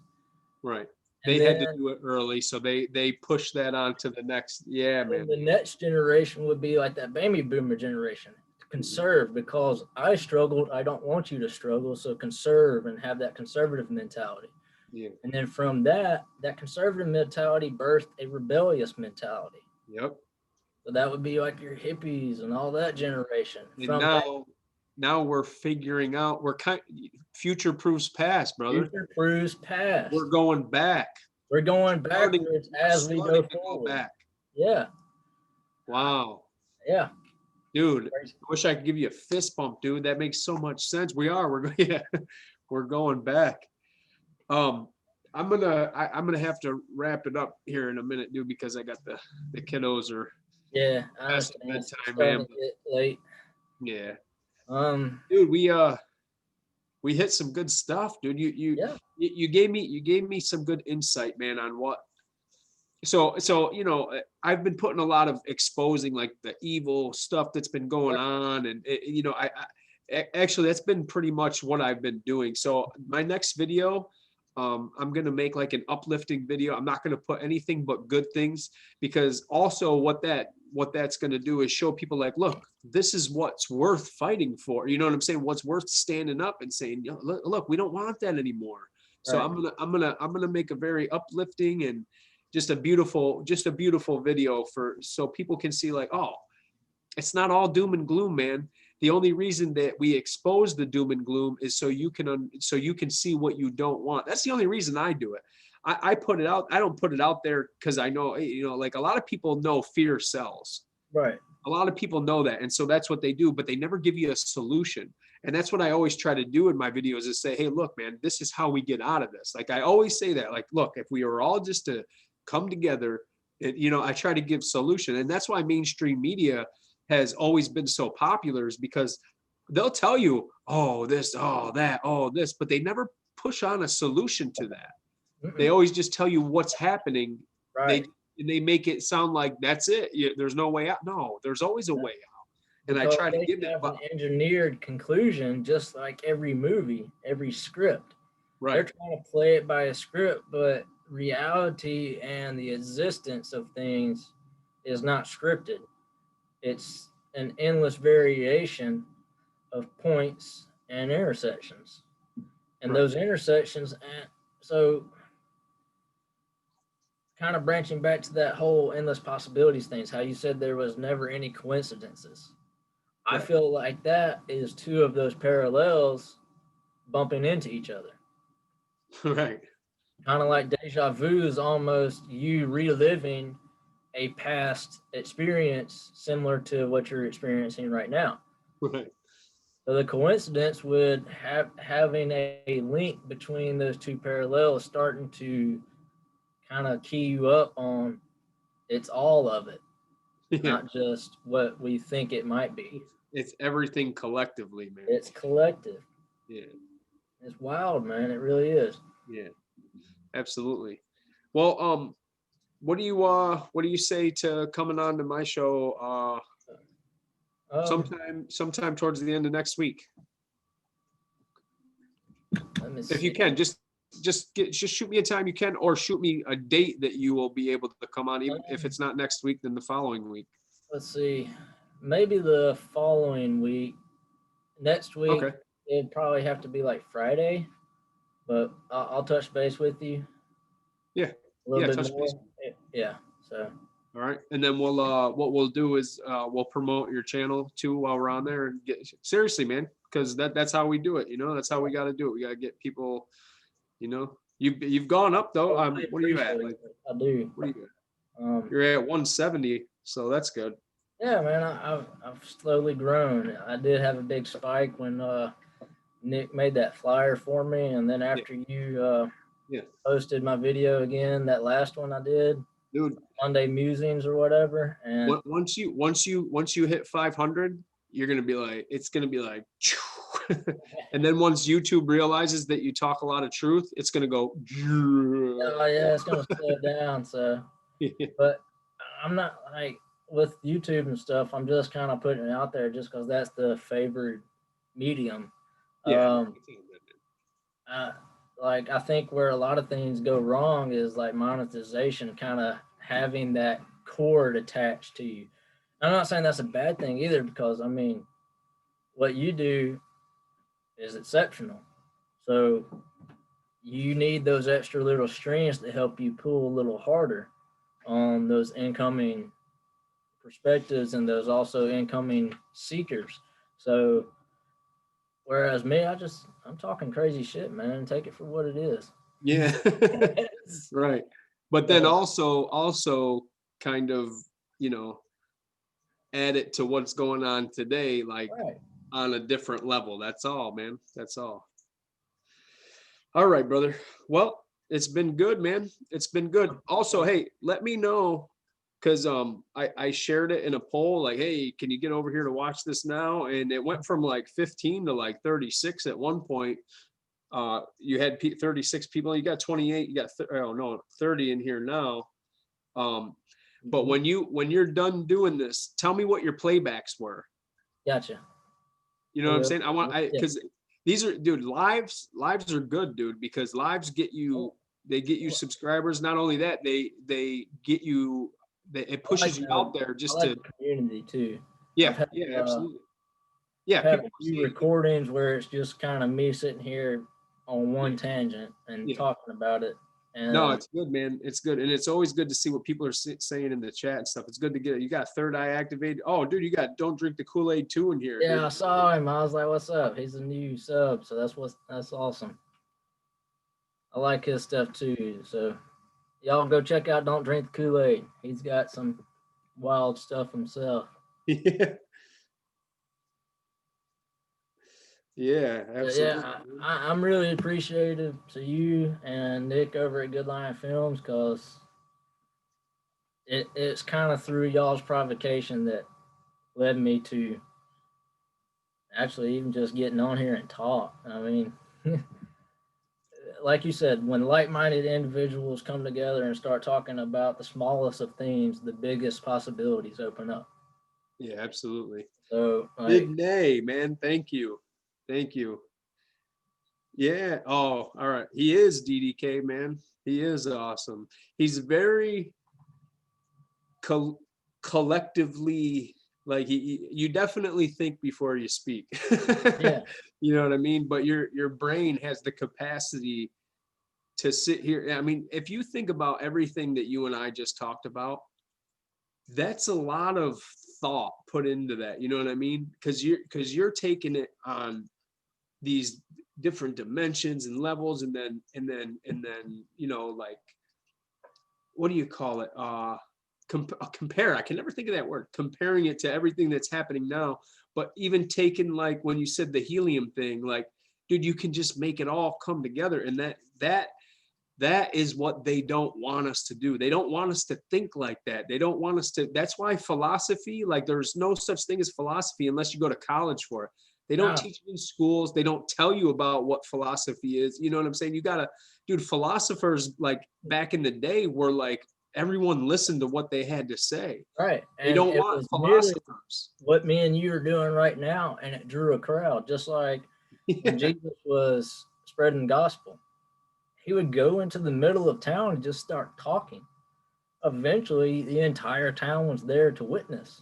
right. Sure, there was some that walked away like, I don't want to hear this loony guy, but That's okay. That's okay. Because the hey, ones that are listening right, are the ones that you're reaching. right. You know what I'm saying? So you're always gonna have those two mentalities. Like, I don't want to listen to this. Let's check it out. Yeah, And right. regardless, both of those perspectives still here, Absolutely. because the guy that doesn't want to listen to it, what he did here, he's gonna walk away and be keeping it in his mind like it was an argument, a personal affront to himself. So he's gonna argue in his head about it. Right. Whereas the other person is just gonna sit and dwell and not be and be quiet and mulled over. Well, Yeah. eventually those two people will meet at a different tangent, and it will no Right. longer be an argument or mulling over. It would be that philosophical connection. Right. Right. Right. Right. So Absolutely, man. Awesome. it's wild. It really is wild. It's crazy what we are capable of. Uh-huh. It's crazy what we are capable of, man. But I love knowing and I love learning what we're capable of, and I love using Oh yeah. that as I go along. And So I think that what every one of us are doing, you know, Nick, you, me, DDK, all the, you know, all these channels that are trying to reach people, I think we're doing it on such a level to where we're very selfless, because yeah, we're doing it to reach people. We're not doing it to get the views. And you know what I'm saying? Like, if I want people to, if I'm like, man, YouTube's messing with my views and stuff, it's not because I'm mad that I'm not getting the views. It's not me.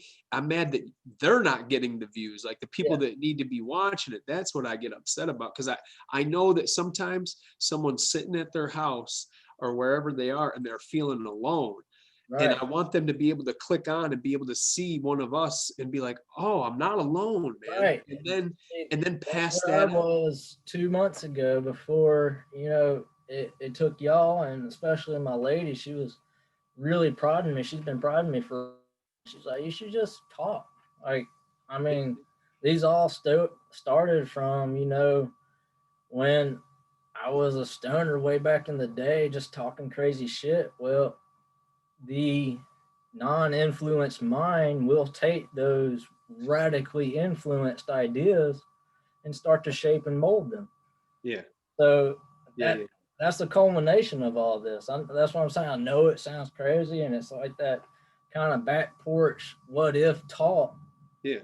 but that's where it's all started from, and now it's Right. kind of culminated into a And now you're making prolonged train of thought where it's not just what if, but how what so.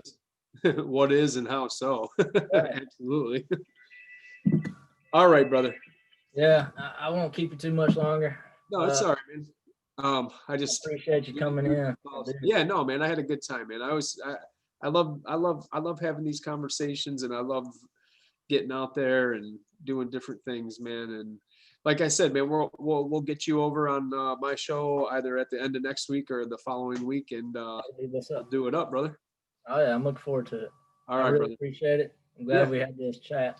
absolutely. Me too, man. Yeah. All right. Take I'll care, see bro. you on the next one, man. Yes, sir. Alrighty, folks. That was awesome. Huge shout out to Michael from What If This Happened, and man, that was great. Real quick, let's take a little groovy tune tangent. take a little small break and got to refill the cup of goodness, and then we will be back.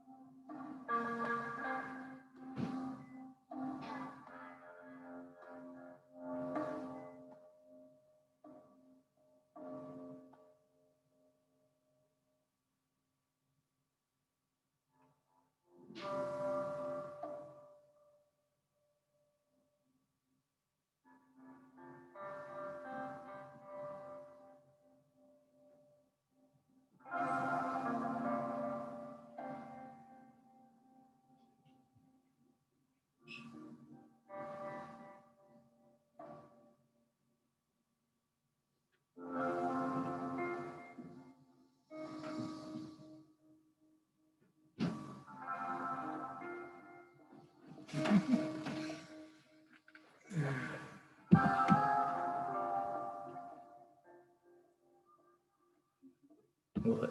Rugops? I'm seeing that, Rugops. Yes, your call has been connected. We shall tap into the ether now. All right, folks. Apologize for the wait. Hope the tunes were at least a little bit groovy enough to keep you on the wave. Um, so towards the end of my shows, I always like to kind of open it up a little bit to live chat, and I do a little bit more trying to focus on any questions. So if there's anything I missed or anything that wants to be further expounded on, by all means, shout out and let me know. Um, Again, for those just coming in and for all the new subscribers, welcome, thank you, and we just had an awesome talk with Michael from What If This Happened. Um, Hit a lot of big things, hit a lot of kind of existential crisis or crises, if you were, with how we perceive things and the multifaceted nature of perception. And I really think that's kind of almost part of the human condition and how we have a dilemma of that, where when we look at the aspect of choice or the mechanisms that are provided through society, or even just the overall view of morality, it is all from a single point of perspective. It's never, it's from that 0 point. Like a point on a line in itself, no matter where on that line, is zero. And it is going into a positive or negative nature where that point then has value. And from that value, you stretch it in multiple directions, and that in itself is the aspect of morality. So, how can we say which is and which isn't when they are all of the same point? You know what I'm saying? I know that's wild and out there, but that's why I showed that little visage of the intersecting squares, the Mobius strip, and the asterisk symbol. It is all connected. It is this point and sprung into infinity in an infinite number of directions, and then goes back to this. So, yeah, sorry. um, any questions? Any questions? Don't drink the Kool-Aid. Um, Back when I was supplementing with some natural healing herbage, it was a buddy of mine, but honestly, this is all natural, and this is me kind of on the daily. uh, I kind of joke about it, but in my mind, I'm on 18 trains and I conduct all of them. So yeah, this is all natural, brother. I know it doesn't seem like it, and it's kind of wild and out there, but I promise you it is. It's just when I start talking about it, or if I have somebody like-minded, I'm able to just go with it. So I apologize if I ramble at times, but that's just me trying to ride various trains.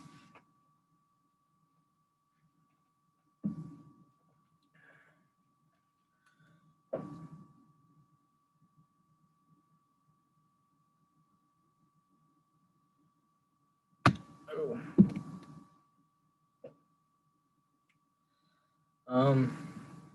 Let me go through some of the chat here. That's all.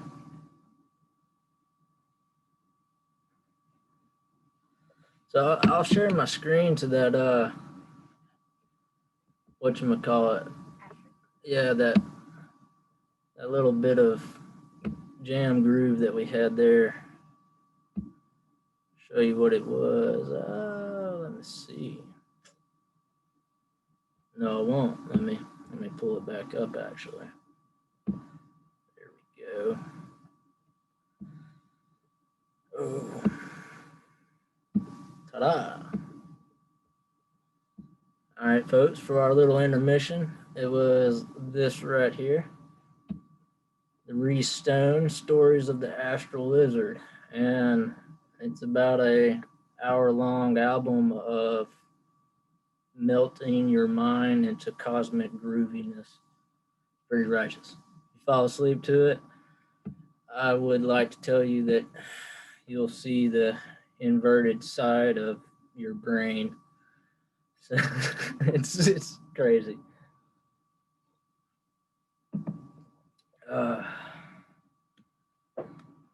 But it is some groovy stuff, man.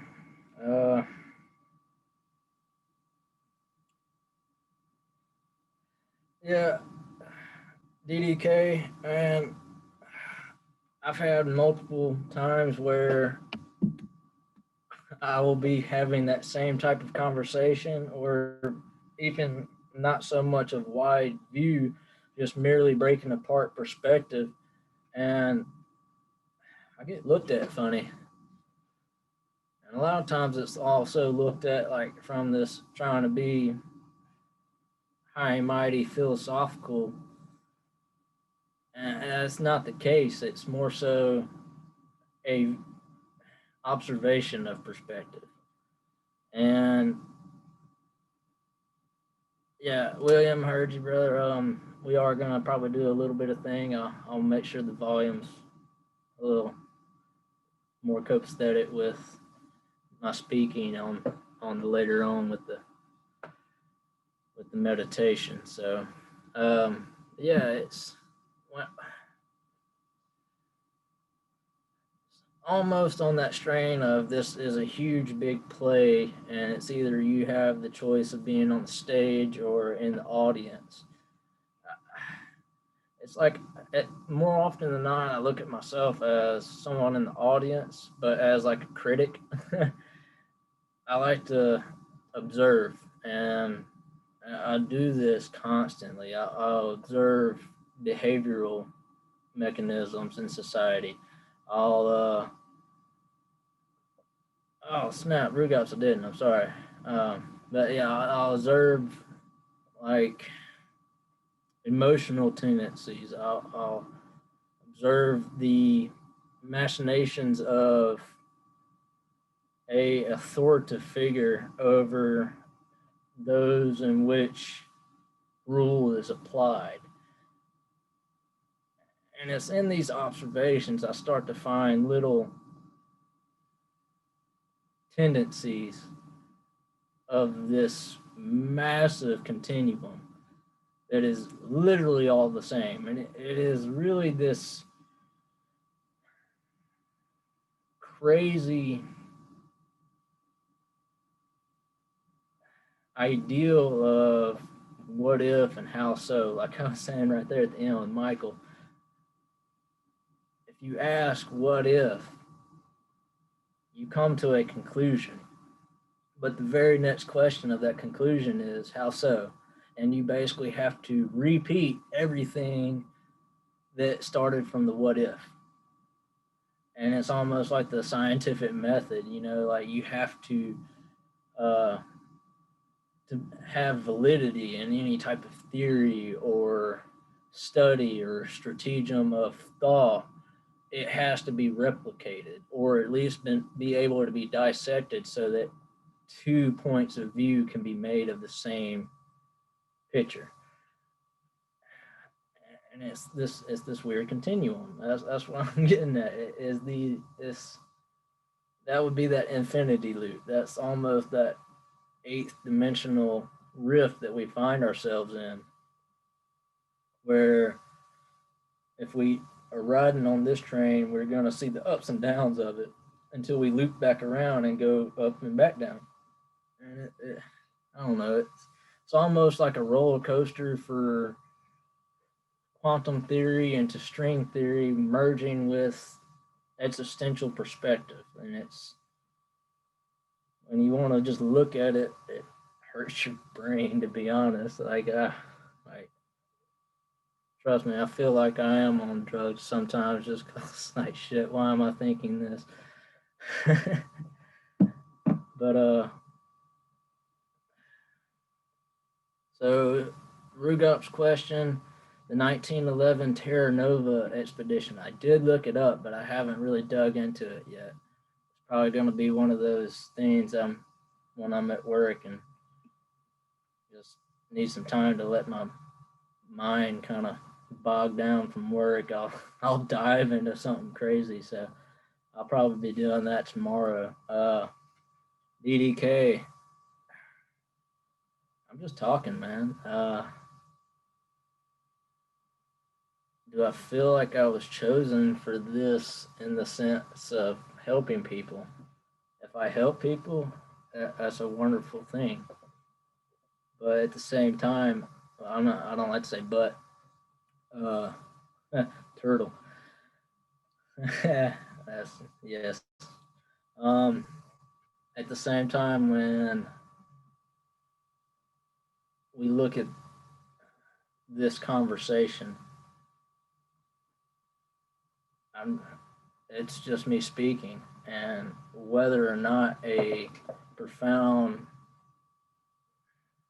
cult, yeah, I mean, lady said it perfect, comes from the heart. So it's not like I'm trying to articulate a manipulative thought so you stay on the same train.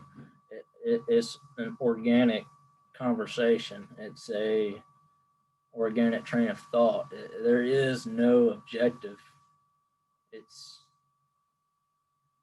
a it's a subjective feeling to an objective point of view that in itself on the outside is just observation from a spectator's point, like visage. So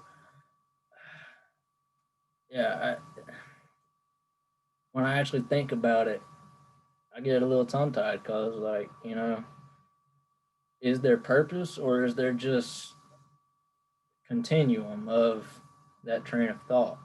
And that gets me on all kinds of other tangents with the possibilities and quantum mechanics and quantum theory, string theory, chaos theory, all these things that are a corner of the box, but trying to see the box from the inside. So, like, it's wild. It is. And like I said, if I do help people, wonderful. But don't. There's that but again. Don't take me for granted, and also don't take me for wholesome. Question it. The whole sense of research is to hear multiple perspectives, backstory of those perspectives, dig into your own idea of how you feel about those perspectives, and then come up with your own perspective. That in itself is the essence of research, and that's what I do. I listen, I observe, and I experiment with my own thought until I come to some kind of conclusion where there's an intersection between various points. And then I'll run with that. And from that point, there's an endless amount of more variances. So, like,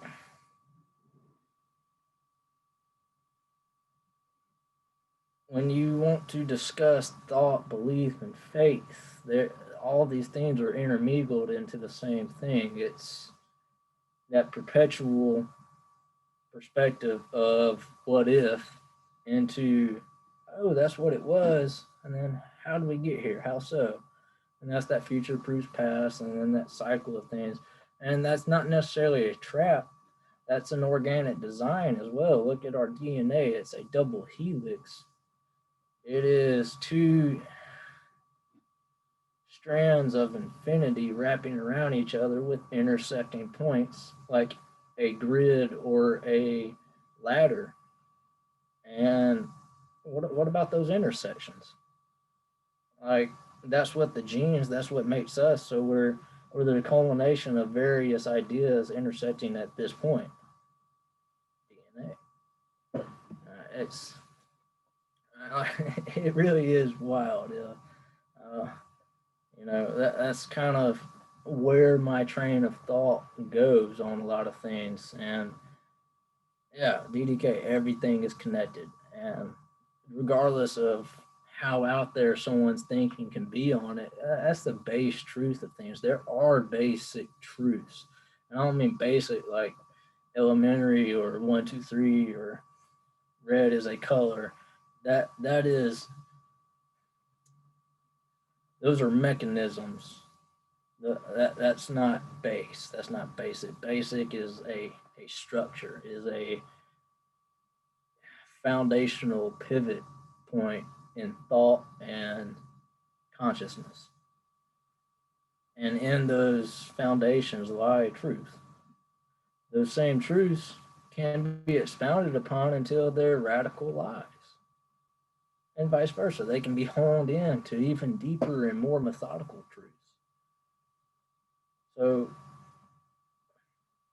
it's really how you stand in this place and which perspective you choose to take. And remember, it is a choice because this is how we function in this plane is by choice for an observed perspective from a higher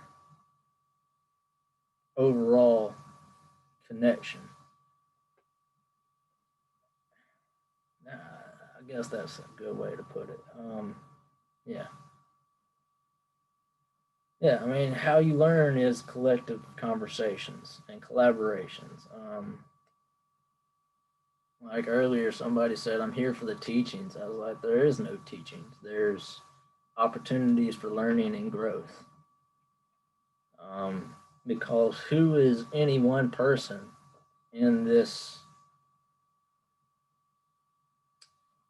reality able to teach some other person? You know, like, what is it for us to actually know? And how is it that we know this to be better than what someone else knows this to be? That gets on a whole nother wild thing, but like, when you look at it from that idea, who's teaching who? There is no teacher. It's collective learning, that collective consciousness. It is a knowing that is already there. It just has to be intersected with what you're perceiving to know now. Oh man, Rugops, I'm glad you said that, and I'll promise to try to make this brief.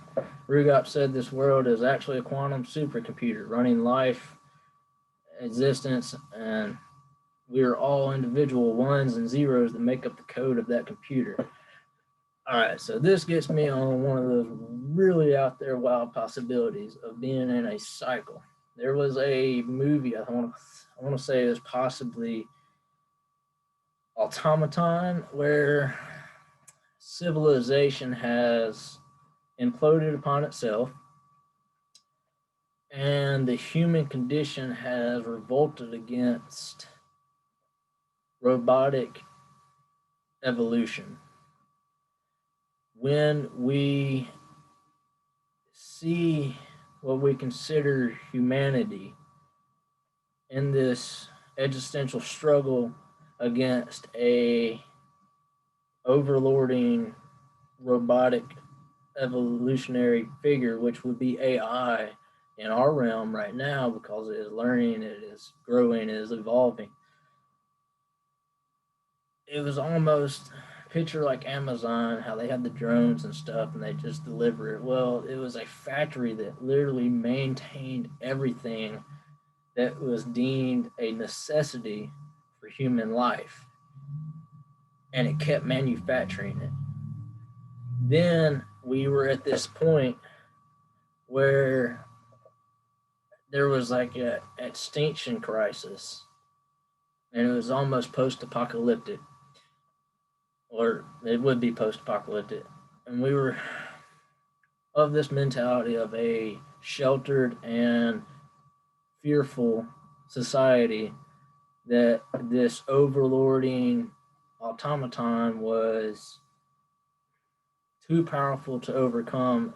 We couldn't break outside that system of it being just in this control of what is necessity. And anytime you try to strike back, it would basically cull that population of humans.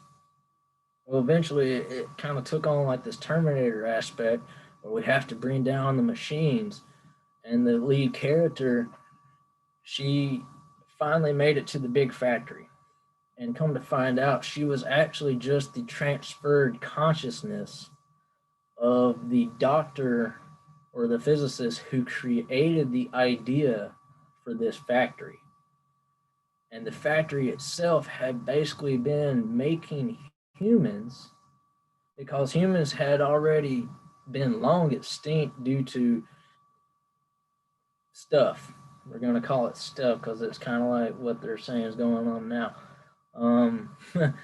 This natural stuff, okay, whatever. And the AI had since been recultivating human life in the visage of robots made of itself from the idea of an actual human consciousness. So when we went to take down the oppressive robot, we realized that we were already of that robot, and it was a process that had been just relapsed over and over and over until it was kind of somewhat perfected. And it was wild in the sense that the newest versions of robots were pretty much human. They had children, they had functioning organs, but at the heart, it was all machine. Just like our brains are this huge supercomputer when we use it at max capacity, which is technically all the time. It's just we have blinders on, and that's that. Oh, we only use 10% of our brain. We're actually using all of it. And what helps you allow taking off those blinders is Carl Jung's idea of the shadow and how that is the misinterpretations of ourself manifested into a negative perspective of ourselves within our subconscious. Making that conscious would make you a more wholesome being, and in that sense, capitulate the yin and yang within a human body. Doing so would allow you full access to your brain's capacity. And I know I keep using movie references and stuff, but they show us these things. Guardians of the Galaxy 2. The villain was a godlike consciousness, brain, a celestial, whose thought manifested into reality, and that reality was subject to his whim of thought. Is that not us? Is that not what we're actually capable of? Manifesting what we truly wish to happen, even if it's not something that we outwardly express, it is more often not that subconscious indignation that makes manifestation happen. So the movies, that cycle of you, like that saying from you either die the hero or you live long enough to become the villain. That manifestation consciousness, that max capacity brain, is that celestial who was the villain in a hugely popular, celebratized franchise that is part of where Guardians of the Galaxy comes from. So when we move forward, it's that what we are now in this so-called awakening, where we actually really just realize we are where we have been, now becomes the villainized or the villainous character in future ideals. Look at mythology. Zeus and the Olympians. They were the children of the Titans. The Titans were like these evil, evil creatures, but the Titans came from the celestial bodies. And then they birthed the next generation, which was the Olympians. The Olympians took back that power, and then they themselves became gods. And then eventually, man struck out against the gods to bring them down because man wanted to be God. However, we already are. It's this constant cycle of rising to the pedestal of this massive greatness. And then once you're there, everything that has fallen from now rises back up against to bring you back down. And it's these scales. And that would That's like that sixth dimension. That's the scale of this introverted teetering, like a seesaw.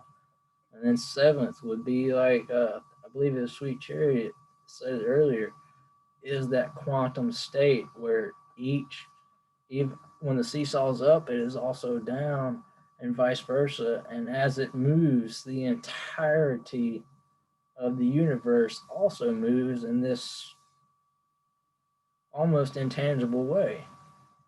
But that also creates this weird clockwork cycle, and that would be that eighth dimension, that infinity loop. All right, I said I'd keep it short, so I hope I actually stayed on train there. Yeah, basically, we're all quantum computers. We live in a quantum computer and made from a quantum computer. that's one reality, right? That's one perspective. That's one of those possibilities.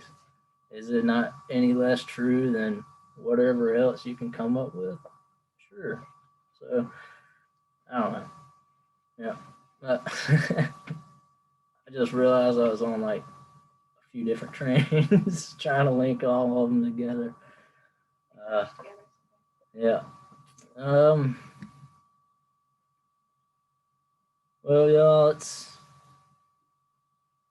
kind of starting to wind down towards the ending of today or tonight's show. Any last few shout outs or any questions or anything like that? Any small tangents I need to reiterate, by all means, let me know. I don't want to keep y'all here all night. Again, thank y'all. I'm glad you stuck with us. It's been a 2.5 hour show almost, so that's what's up. I really appreciate everybody sticking with us and having fun with this. I mean, it's provoking of thought into thought provoking tangents. I mean, it's weird, but it's cool, and yeah. Now Rugoff's is all good, man. We're on those trains. We gotta keep riding them. Uh, I will. I do have a Discord set up for this channel, and it's like it's open to share. And my views on cloning. I'll get there right after this. Um, for the Discord app, it's kind of an outlet for musings and also more of these type of talks. It's not a whole lot of us in there, and it's open for anyone who wants to join. I'm about to submit a link to the thing, but yeah, it's more of this, but through a kind of open forum place. Views on cloning. It's been a thing for a long time. I would say the big boom of innovations with robotics was back in the 30s, and they started cloning heavily around World War II. And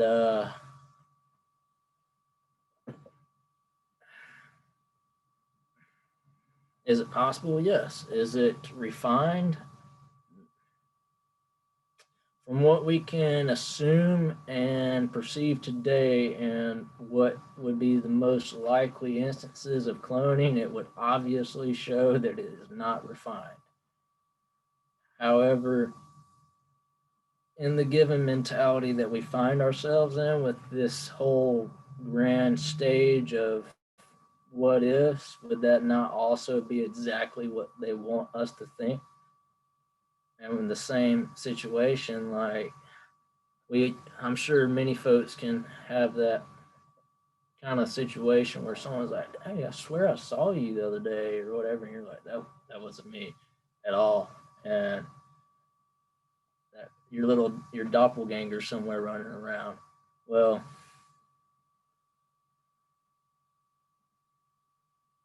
who's to say that that's not already a thing? If for kind of like the movie The Island, there's clones of all the elitists, and they keep them on this perpetual futuristic type of society slash utopia where everyone has a or dystopia. I'd really say everyone has a function and an agenda to the whole of this manufactured society, but it's all just that manufactured for the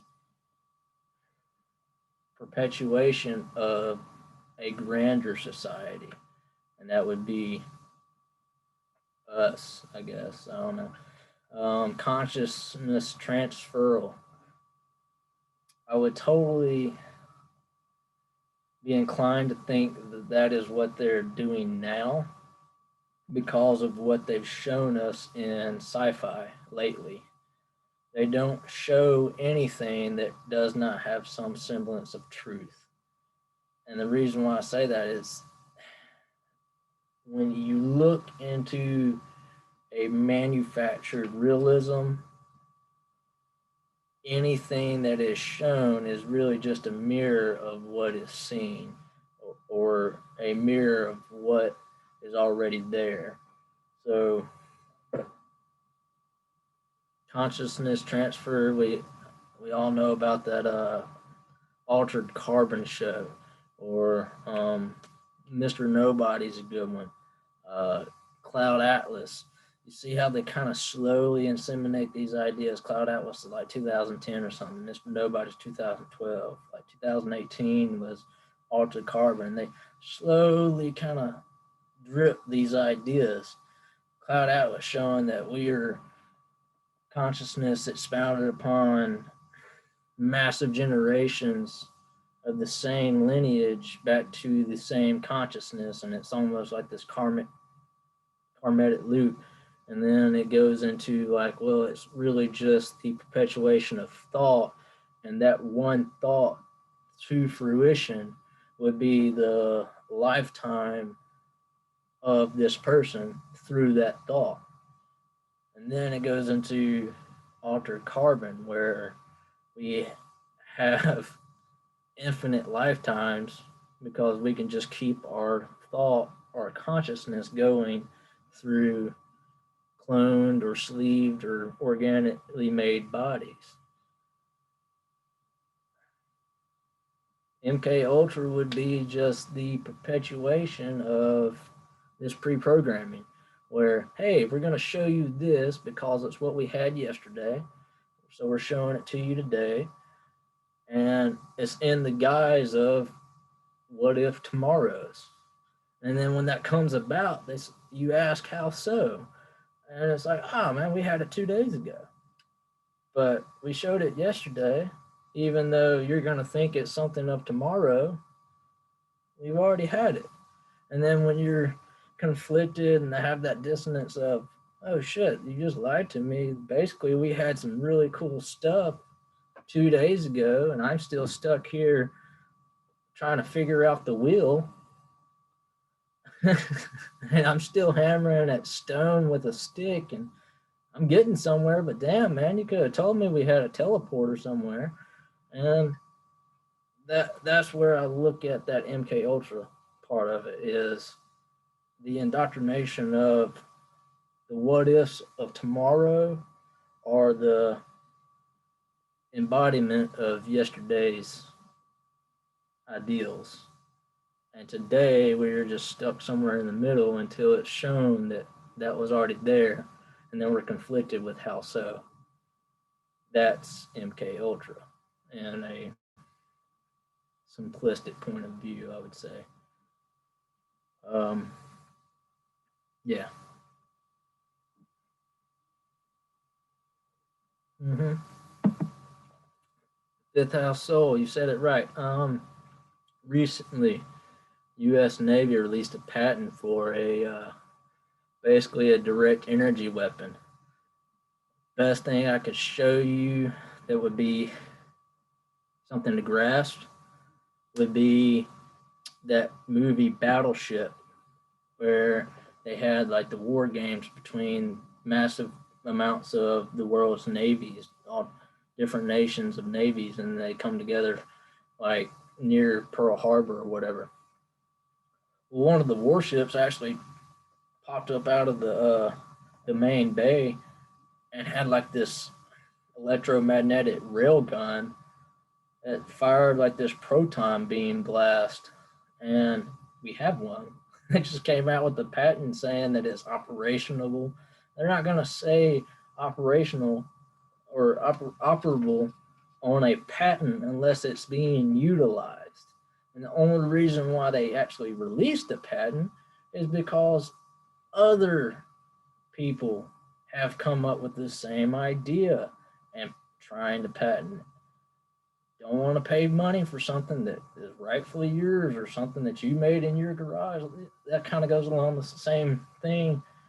You might have this awesome killer idea and you'll maybe talk about it with a friend. 2 days later, you'll see an advertisement for that same idea. And you're like, holy shit, they stole my idea. What the hell? Why can't I be that guy and make money off of something I was just bullshitting about 2 days ago? That's how it works. Because it was there. It's instantly that idea is made real. But that idea came from long before 2 days ago. It was there, and then it's just on some other perspective or some other tangent, it was brought to fruition. And then as it crosses and intersects your path, you're like, fuck, that was mine. So, yeah, I mean, you're right, Rigots. It's been the railgun things, it's been since like the 80s. Like the fucking shit that you see in the Halo games with the laser beam rifles and stuff. We have that. It's there. I'm just not gonna tell you it's there until like basically we start living in Star Trek days, just like a cell phone. Cell phone came out big and blocky, but now it guarantee when it was militarized, it was like a little flip phone. Look back in the '60s where folks were like looking at the old William Shatner, and it was they had the little flip phone telecommunicator. What do you think that idea came from? That was a fucking cell phone, but it was introduced as science fiction, and then later imploded into this big cancer box of radioactive waves, and then small and compact into that flip phone. And you're like, hell yeah, we're living in Star Trek. And then what do we have now? Supercomputer in our hand instead of using the one that's between our ears. Like, damn. Sorry, that was a whole new tangent. Oh, man. Yeah. Did I sink the battleship? My bad, my bad. C4 for the win. All right, y'all. I guess I'll leave it at that and shake it off. You know, we kind of raised the vibrations and got on a few different trains, kind of shake off that excess a little bit and let the mind settle some. Again, I want to flash back to saying thank you, and I really appreciate y'all sticking with it, being here, being part of the chat. Let me go ahead and submit that Discord real quick. Yeah, man, this was some awesome conversations we've had tonight. Thanks again to you, Michael. I know you're gone, but we'll link up here again soon.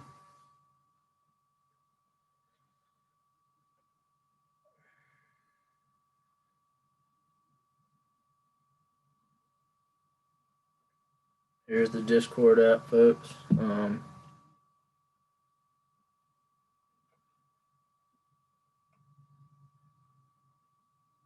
Hey, Mimi. Glad to see you here.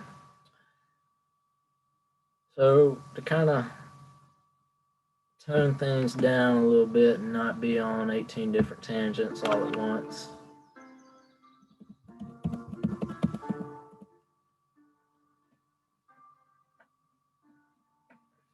Good night. Good night. How's the volume level on the background?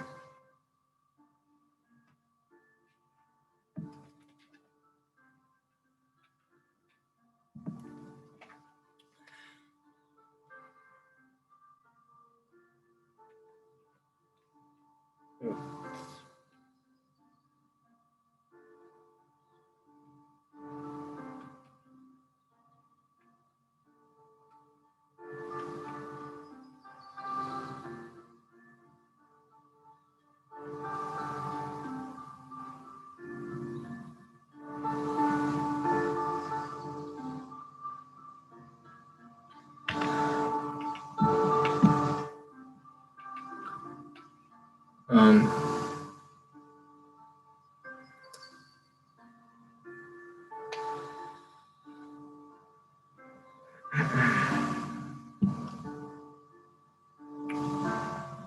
Perfect. Cool. Can't really hear the background. Is this any better for the background noise?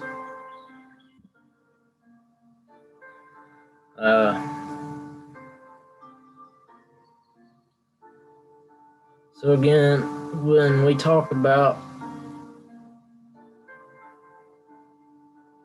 meditation and introspective thought or introspective realities,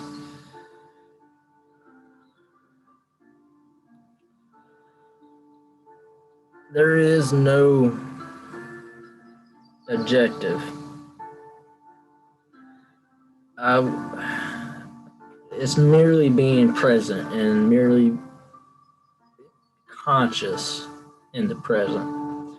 What I mean by that is a lot of times it talks about breathing techniques or not allowing yourself to think or finding that nothingness. And I don't really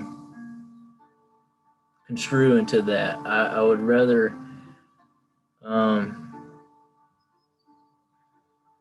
have that ideal of nothingness is just that, doing nothing. And the best way to do nothing is to consciously breathe, because it's something that we do anyways. It's the one thing that we have to do that honestly is subconscious, but it is paramount to our survival.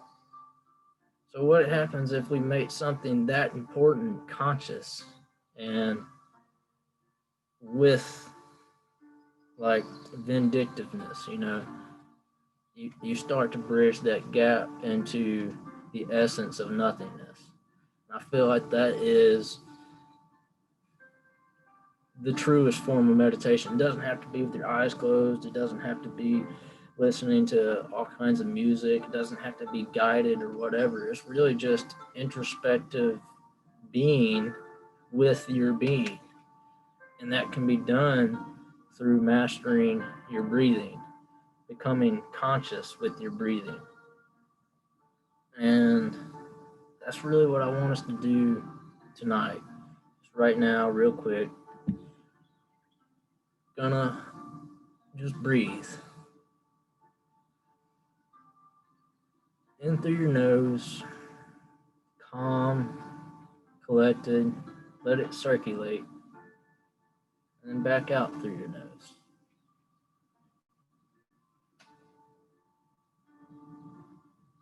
And as we breathe, allow yourself to sink into that breath. Allow yourself to flow as it flows through your nostrils, into your lungs, circulates through your blood, revitalizing all of your being, and then collapsing back in on itself and being released. This is the infinity flow. And you yourself are infinite. So in this breath, release yourself to infinity.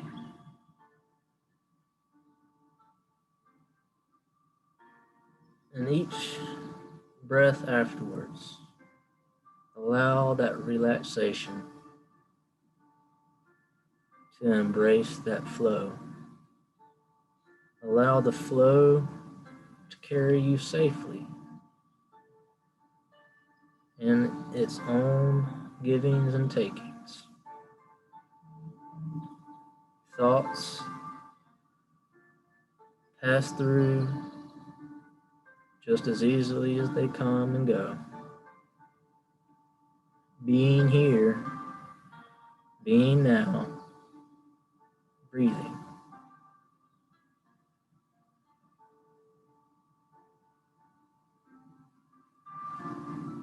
I would like you to picture yourself floating on a gentle stream.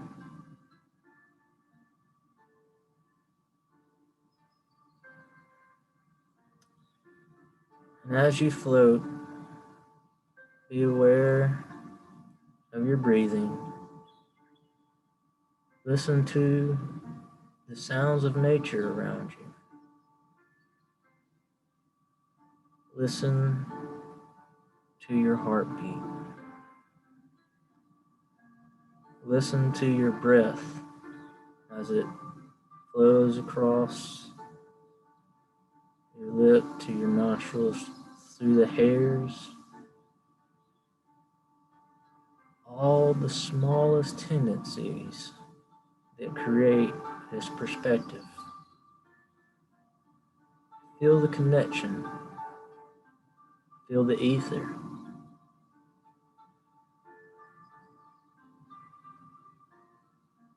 And as you release yourself from the tensions of concentration, of seeking something, of needing an outcome, exhale all of that, sinking further into the flow of this gentle stream, relaxed, calm, and safe.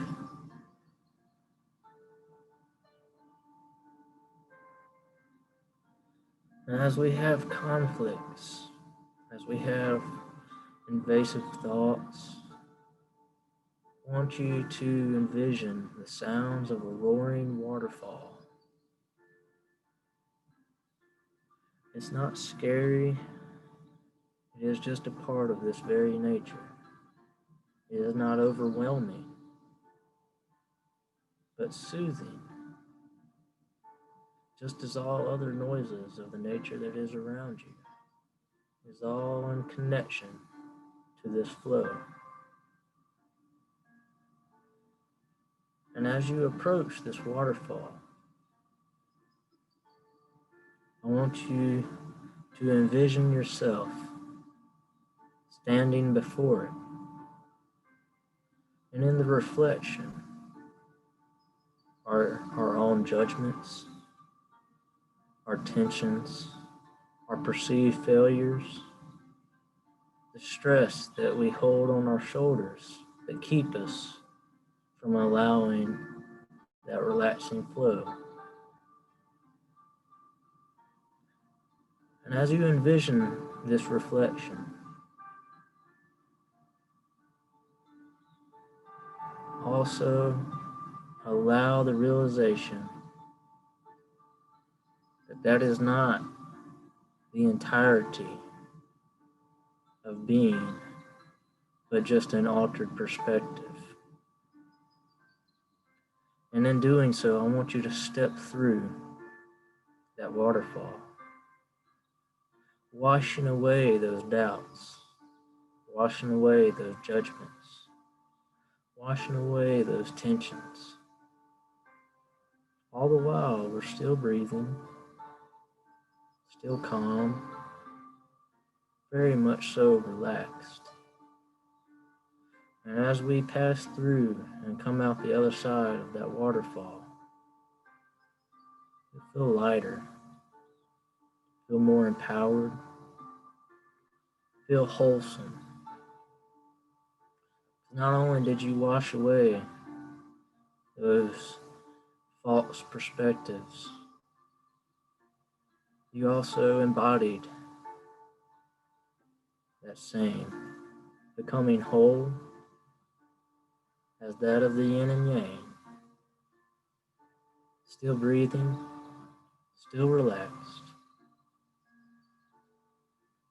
We allow ourselves to sink into that darkness. And in this darkness, we realize that we are the light. And it is our light that casts this shadow. In doing so, we do not fear what is projected.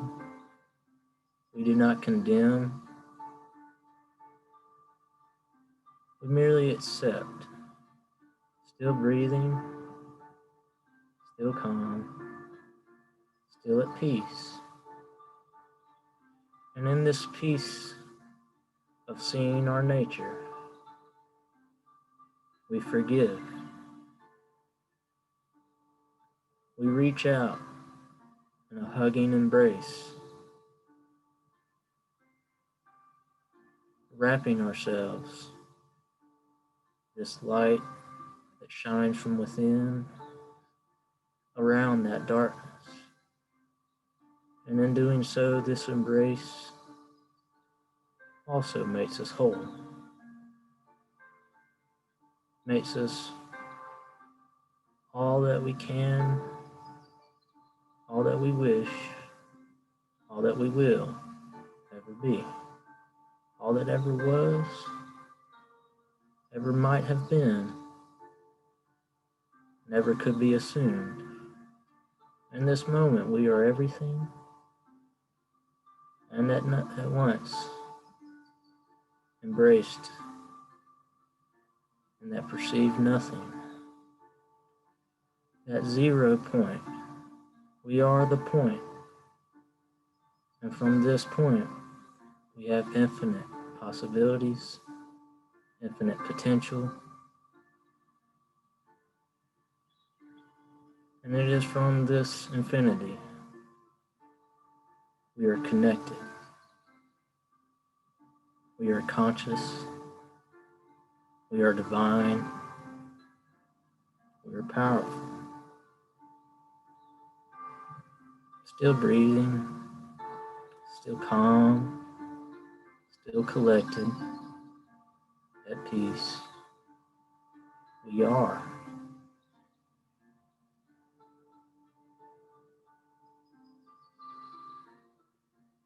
I want you to keep breathing.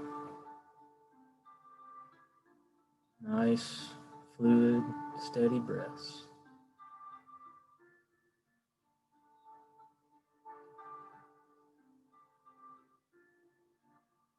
With each breath now, slowly emerge.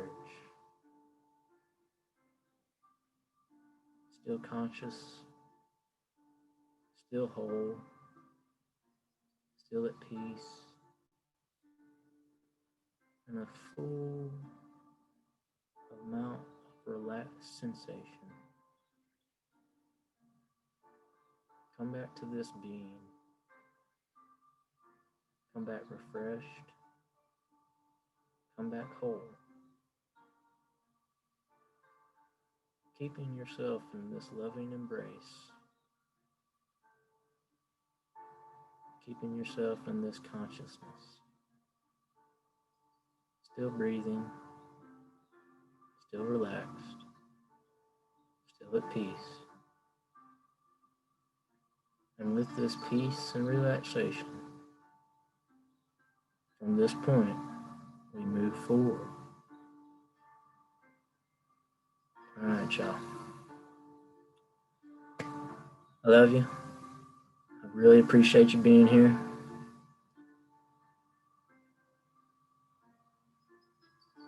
send out that little bit of peace and love and just goodness that's within all of us. And make it a little prayer for a little blessing for the universe and all else that is and never will be. Because all that goodness that we can feel and have inside of us is the same goodness that is all around us and is able to be felt. It's not something in which we own or wish to embody, it's something that we're actually a part of, all wholesome and connected. I'm going to leave y'all with that. Much love. Stay blessed. Stay grounded. And I will see about trying to get that link in there a little bit better. I saw it was having trouble.